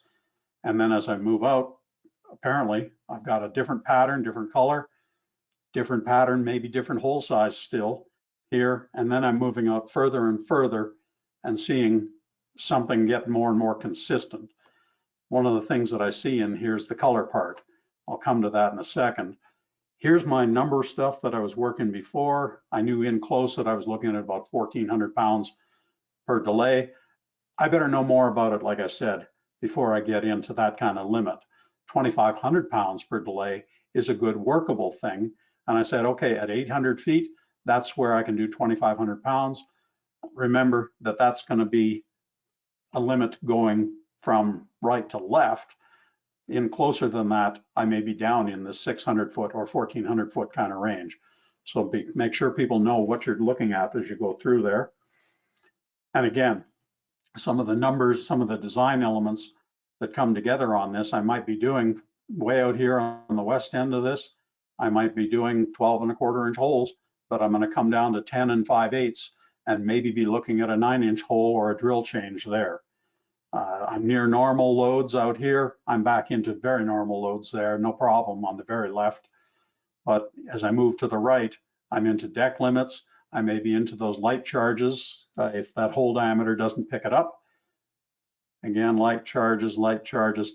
I may have to deck these things here, change up stemming limits as I move to the east. And again, there I'm looking at different depths, maybe into pre-splitting and that benching idea. I mentioned color in there. The other things you got to watch for might specify the loading order. That gets you control out there in the pit, especially when they're getting going the first time. You might want to load on day shifts only so that you're not putting people out there in the dark and trying to look at your stuff. And you definitely want to think about getting details by hole ID, so that if they're loading for holes in here, they want to know the difference between this stuff here in the blue versus this stuff in the red. Which hole are we on? It's hole A123. Now I know where I am. I know what my limit is. The other part I found with color, and I mentioned that before, I'll be dipped if I didn't come up with some guys that had color blindness or limited color vision. So I had to adapt my maps and things to suit them. All they were seeing were different shades of gray. So when we talked about, are you in the green holes yet, didn't mean a thing to them. So you got to watch for different things to come up and get you. So for this one, the idea is as you move through it, we had basic limits there of weight and distance along the rail line. We had to adhere to those, but we also had to have very good control of the loading there. So we knew that we could handle things as it got more complicated. The sequencing of shots became a big part of the discussion next. Where do you open it? Well, nearest the structure to establish a void and then move away to drive the vibration away from the thing. Don't shoot towards the structure. The idea of benching being required or decking being required, that's going to take some discussion time. So we went through that. We've done that stuff. How deep? That was that previous problem we worked through. And what are the impacts? And when I say benching and then impacts, some people know out there that if they're going to take off an 80-foot bench and then doze down to it, that's going to take a 10% ramp, something like 800 feet to get in there to get down to that thing. So you better have a big enough bench that you'll be able to get to the material, push it off, and establish a new place to drill and shoot. Managing vibration, I mentioned this one already, shooting away and picking your timing choices to do the best possible job there. Remember, you're looking to limit vibration at a structure and you want to be consistent on it. So you want to pick something that works well for you, gets you the productivity and the fragmentation that you want, but also does your best job for managing that vibration, for minimizing that vibration. And then the other part is improving the design. This is the iterative part of it, where you monitor, measure your success, and you look for previous data, anything else that's going on, and learn from what you've done, because above all else, you want this to give you some good measures here, but repeatability at the bottom is the biggest thing. You're looking at minimizing vibration. You've got to be able to get something out of it that works for you, whether it's fragmentation or good clean walls and diggability, but repeatability, so that you know that if you make a change, you can move on and make a minor adjustment and it'll give you what you want. Here's a second one, a two limit problem, but a little more complicated. Okay, different pit, different cut. I had a diversion ditch on one end of the thing. This is water flowing through the area. And again, I've got a cut here and I'm going to see repeated cuts in close to this. I don't want to damage my diversion ditch. Over here, I've got a scale distance limit of 16 for that. So it's not too hard. It's like that rail line. I've just got to limit what I do over there. But I don't want to break through it and have water coming into the pit or something like that, or along with being out of compliance. I said a two-part thing though. Second part in this area, first for this scale distance business, sorry, I'm ahead of myself. Safe weight calculations at different distances, I can have different weights allowed. Again, I'd like to be in that 600 to 800 foot range. So I'm actually working with real quantities of powder, enough to cover a detonator, I say. When you're doing stuff there, even if you're decking, you still got enough powder in the hole to work it. Part two was that vibration limit within the pit. That's the second half of my challenge here. And for a while there, I was limited in the pit for my cast designs to a 50 inch per second, 50 inch per second limit at the new high wall crest. So if I've got, like Dylan had, if I've got a green flight line here, I've got an old high wall out in front, whether as built or the old design, I've got a new high wall design here that I'm catering to, and I've got a 5-row cast pattern in here. How do I load this to limit myself to 50 inches per second at the new high wall and respect weight limits out here for my structure? That's a problem for me. Well, in a previous life, I did this all the time. And what I did was I found the limiting weights by row. That is the rows of the cast pattern there. What did I use for distances? Well, I drew out a draft design and said, okay, look, there's E row, D, C, B, and A. And I looked and I said, okay, from the top of the powder column there back to that high wall, that's horizontally, that's 59 feet. That's my distance that I need to respect when I'm doing vibration calculations here. And then I used those incremental distances to figure out what that meant to me in terms of the allowed decks that I had out there. So I've done the safe weight business before, but I went on beyond that and I said, okay, look, a PPV equation is using the ground constants K and A and putting that scale distance in there. Remember, A is going to be an exponent in there, so I'm getting into the fancy calculator math stuff here. But I just dropped it into a spreadsheet and did it. And I said, look, row by row, for different weights that are in there at distance, there's my 59, 95, 137, and so on, the same weights, distances that I'm showing there. I didn't worry so much about the scale distance. That's way off of what we normally deal with. My limit was 50 inches per second. So here I am, and I use my calculator, the spreadsheet, to work out these things to say, hey, I can shoot 2,200 pounds at that 59 feet and be under 50 inches per second. Again, that's using K and A that I knew for the ground. The rest of it is just my straight scale distance calculation stuff. So I've got weight and distance predicting PPV. I'm a little high at 5,900 pounds for the D row, but I can adjust that. I'll make it 5,800 on my designs. And I'm out into 10, 11, 12,000 pounds in the ABC rows, and I'm nowhere near my 50-inch limit. So I've got a vibration limit based on the diversion, and I've got a weight limit here, if you will, based on my 50-inch per second limit at the new high wall. So I let a design come through that looks something like this, and this is part of the delivering it to the field. And again, credit to the guys that helped me clean this up and make it work.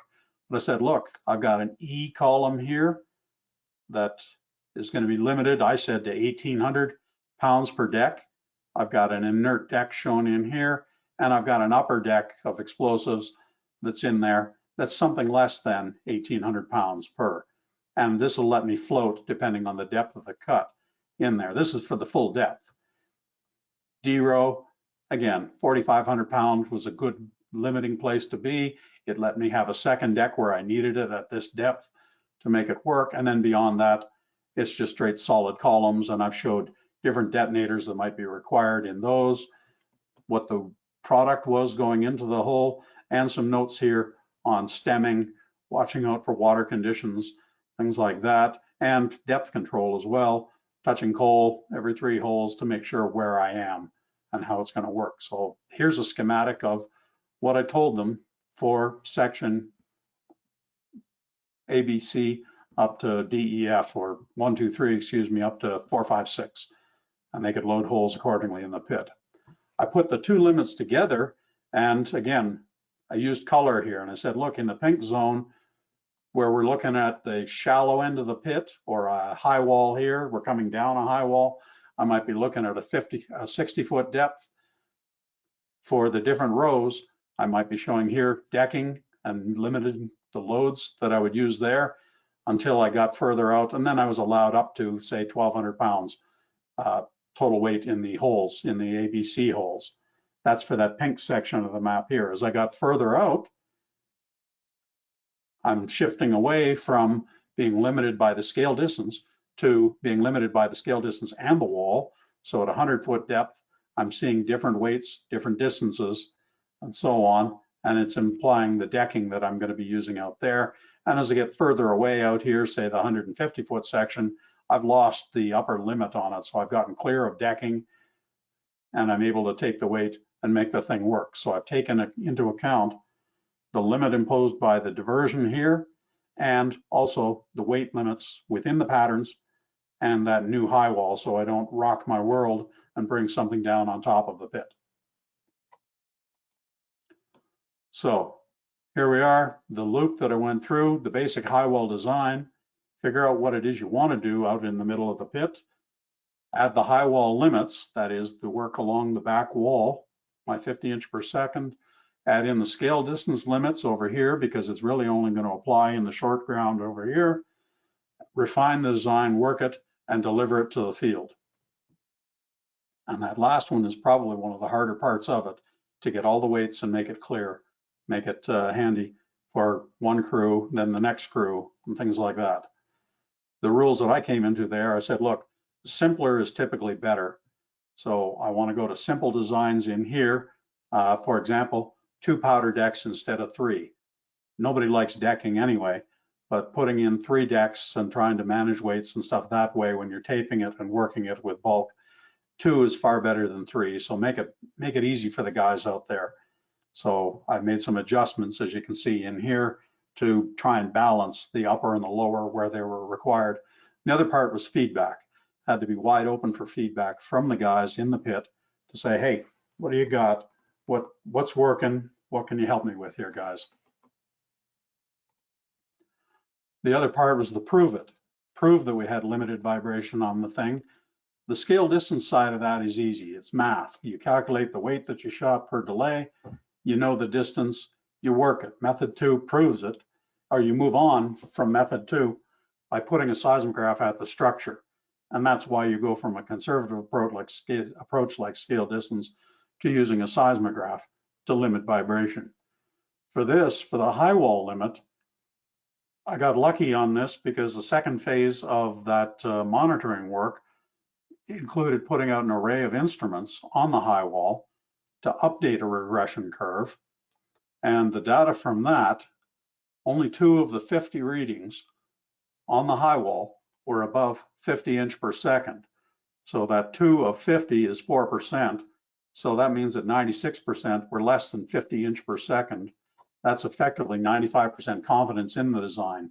And if you look at one of these curves, this is an old style one here with the curved lines, and it's just a matter of using log or doing conventional plotting. I'm out here on this one.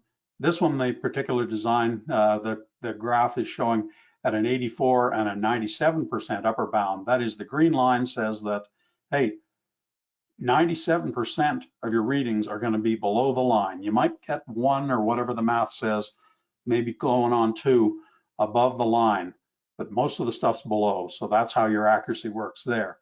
The best fit, the 50% line, is down here. And you see most of the points, half of the points are below, half of the points are above. And that's just a mean line. That's probably not your best design line. But for me, using a conservative approach, using that 50% line actually achieved 96% results. That is, almost all of my readings were below that 50 inch per second. So in the eyes of the regulatory folks, I was okay on the diversion ditch. And in terms of the operations control, the 50 inches at the high wall, I was also good there. Summary on this stuff: know the limits. Figure out what your allowed weight is. Watch for the distances that where you start to get yourself into trouble, or you've got a need to move beyond scale distance to actual seismic monitoring on it. Plan out the timing and the size of the shot. Double check that you can pull 5 rows, but not 6. The size of the shot, the length of it, that you can shoot this far. Or in a different way, if you look at that pink, green, blue scenario that I had with different blocks of it, make sure that you can shoot far enough away with the controlled blasting approach before you get into the normal full-scale blasting, total column loads and that sort of business. Get real dimensions in there, the distances, the bench heights, and the burdens. And this comes into some of the stuff that Chris and Matt talked about, getting the right distances and looking at different places along the shot for where you would measure, where you would get an appropriate distance. Is it the corner, or is it over where you have far greater pounds per delay when you've changed up your design a little bit? Those sorts of things. And make sure that your burdens are right. That goes directly to the relief side of the thing. Load to weights, make sure guys are taping holes, make sure that you've got the appropriate limits and they come up to the limits. They don't aim for it and overshoot and undershoot and so on. And the other The other part is to watch out for your collars and stuff. If there's a danger of throwing stuff or coming up too high and not meeting stemming collars that are designed, you get yourself into trouble in a hurry there. Document what you've got to do for the reporting side, particularly important for the scale distance stuff, and what you use to prove you met the limits. If that means you switch from using scale distance to also having some seismic readings in the background when you need them, do it. And like I say, monitor to back up the designs. So as you get tighter and tighter, you have some understanding of how the ground works and how things are going to treat you on the next cut. That's what I put together there. I'll pause for a minute. If you got any questions, I'll take them.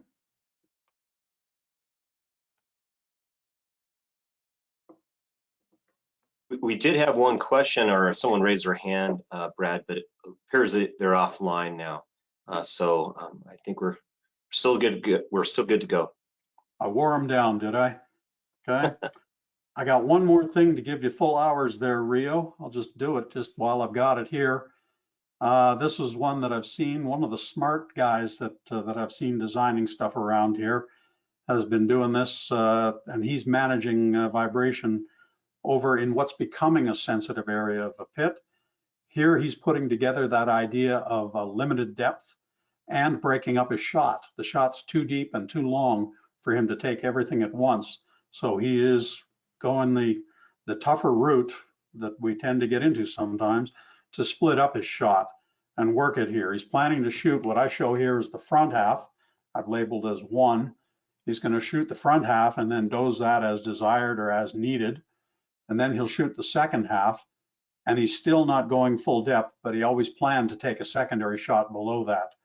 And his goals here, he achieves a limited weight per delay by breaking up his shot. He has to monitor his relief. He has to be very careful about relief on it. And we're starting to do some monitoring to show how it works and to prove that this is still a good technique and that he's on safe, responsible side of the line, if you will. So he shoots the first shot here, takes that out, has some kind of profile there or doses to some kind of profile, and then picks up and shoots shot 2. Works that one, and then can come in afterwards and take his secondary as he chooses to get at the coal at the bottom. But that's putting together the limited depth and restricting the size of the shots, if you will, too deep or too long, all in one place, and managing the vibration levels as it goes.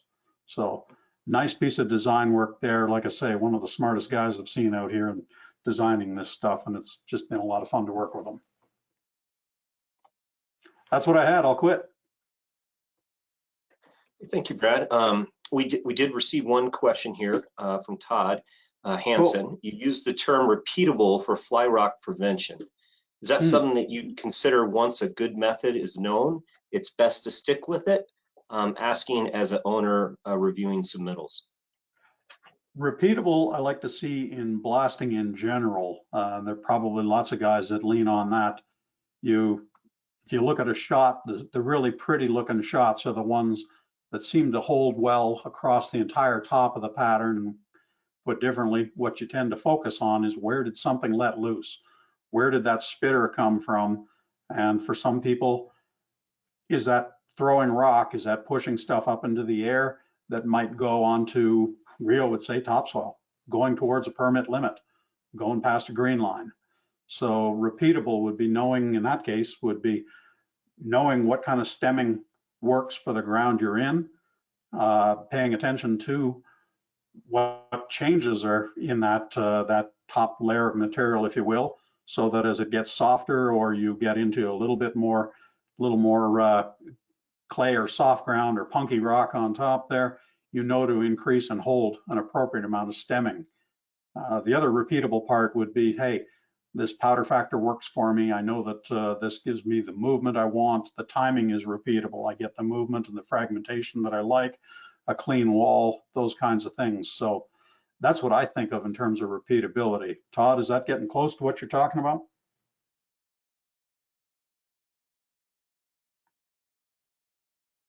Hope so. We did have another question here. Yeah, Todd All did right. say yes, very helpful. Cool. Another question is, one question, did you look at the cost estimation for a single bench versus 2 benches? All the time. The worst part of the 2-bench stuff is the scheduling side. One example there was the guys saying, hey, do you know how long a cut I have to shoot to be able to get dozers down to that elevation to clean it and then put a drill in again? The other part is the timing and the scheduling for a shovel to move through and do it, or a drag line to get through and do it, and you being able to shoot a secondary bench and not hold up coal release, for example, in our part of the world. The cost comes in there. Yeah, if you can't break it and move it, or if it slows down the productivity of the machine in some way, that's part of the cost that you're going to play off against doing the double benching. Some people have also gone to designing to shoot full depth and then only mine a single bench, a half a bench, if you will, and then come back as a second pass later. There are pros and cons with all of those things. Cost is one of them, schedule's another. Whether your drill fleet and things like that can do it for you, it's one of those things that you pick and you say, hey, this is what I've got over in this area. Please don't let that be the general scenario that I have to mine with every day. Otherwise, I might be questioning my choices of equipment or my mining method. Cost is very much a factor that everybody's facing now. So it's a battle there, and you hope to use some of those techniques in a limited fashion. Any other questions, comments?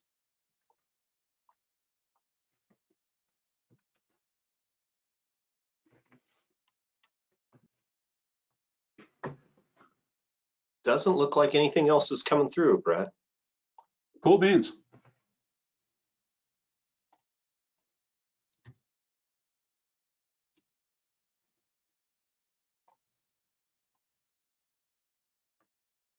Keith, thank you for facilitating this. I really appreciate it. And we're going to conclude the webinar now. Just a reminder, to receive credit, affidavit of attendance must be filled out, signed, and submitted to me to get credit. And I appreciate everybody for participating. Thanks for having us, Real. Thank you, Keith. Thank you all.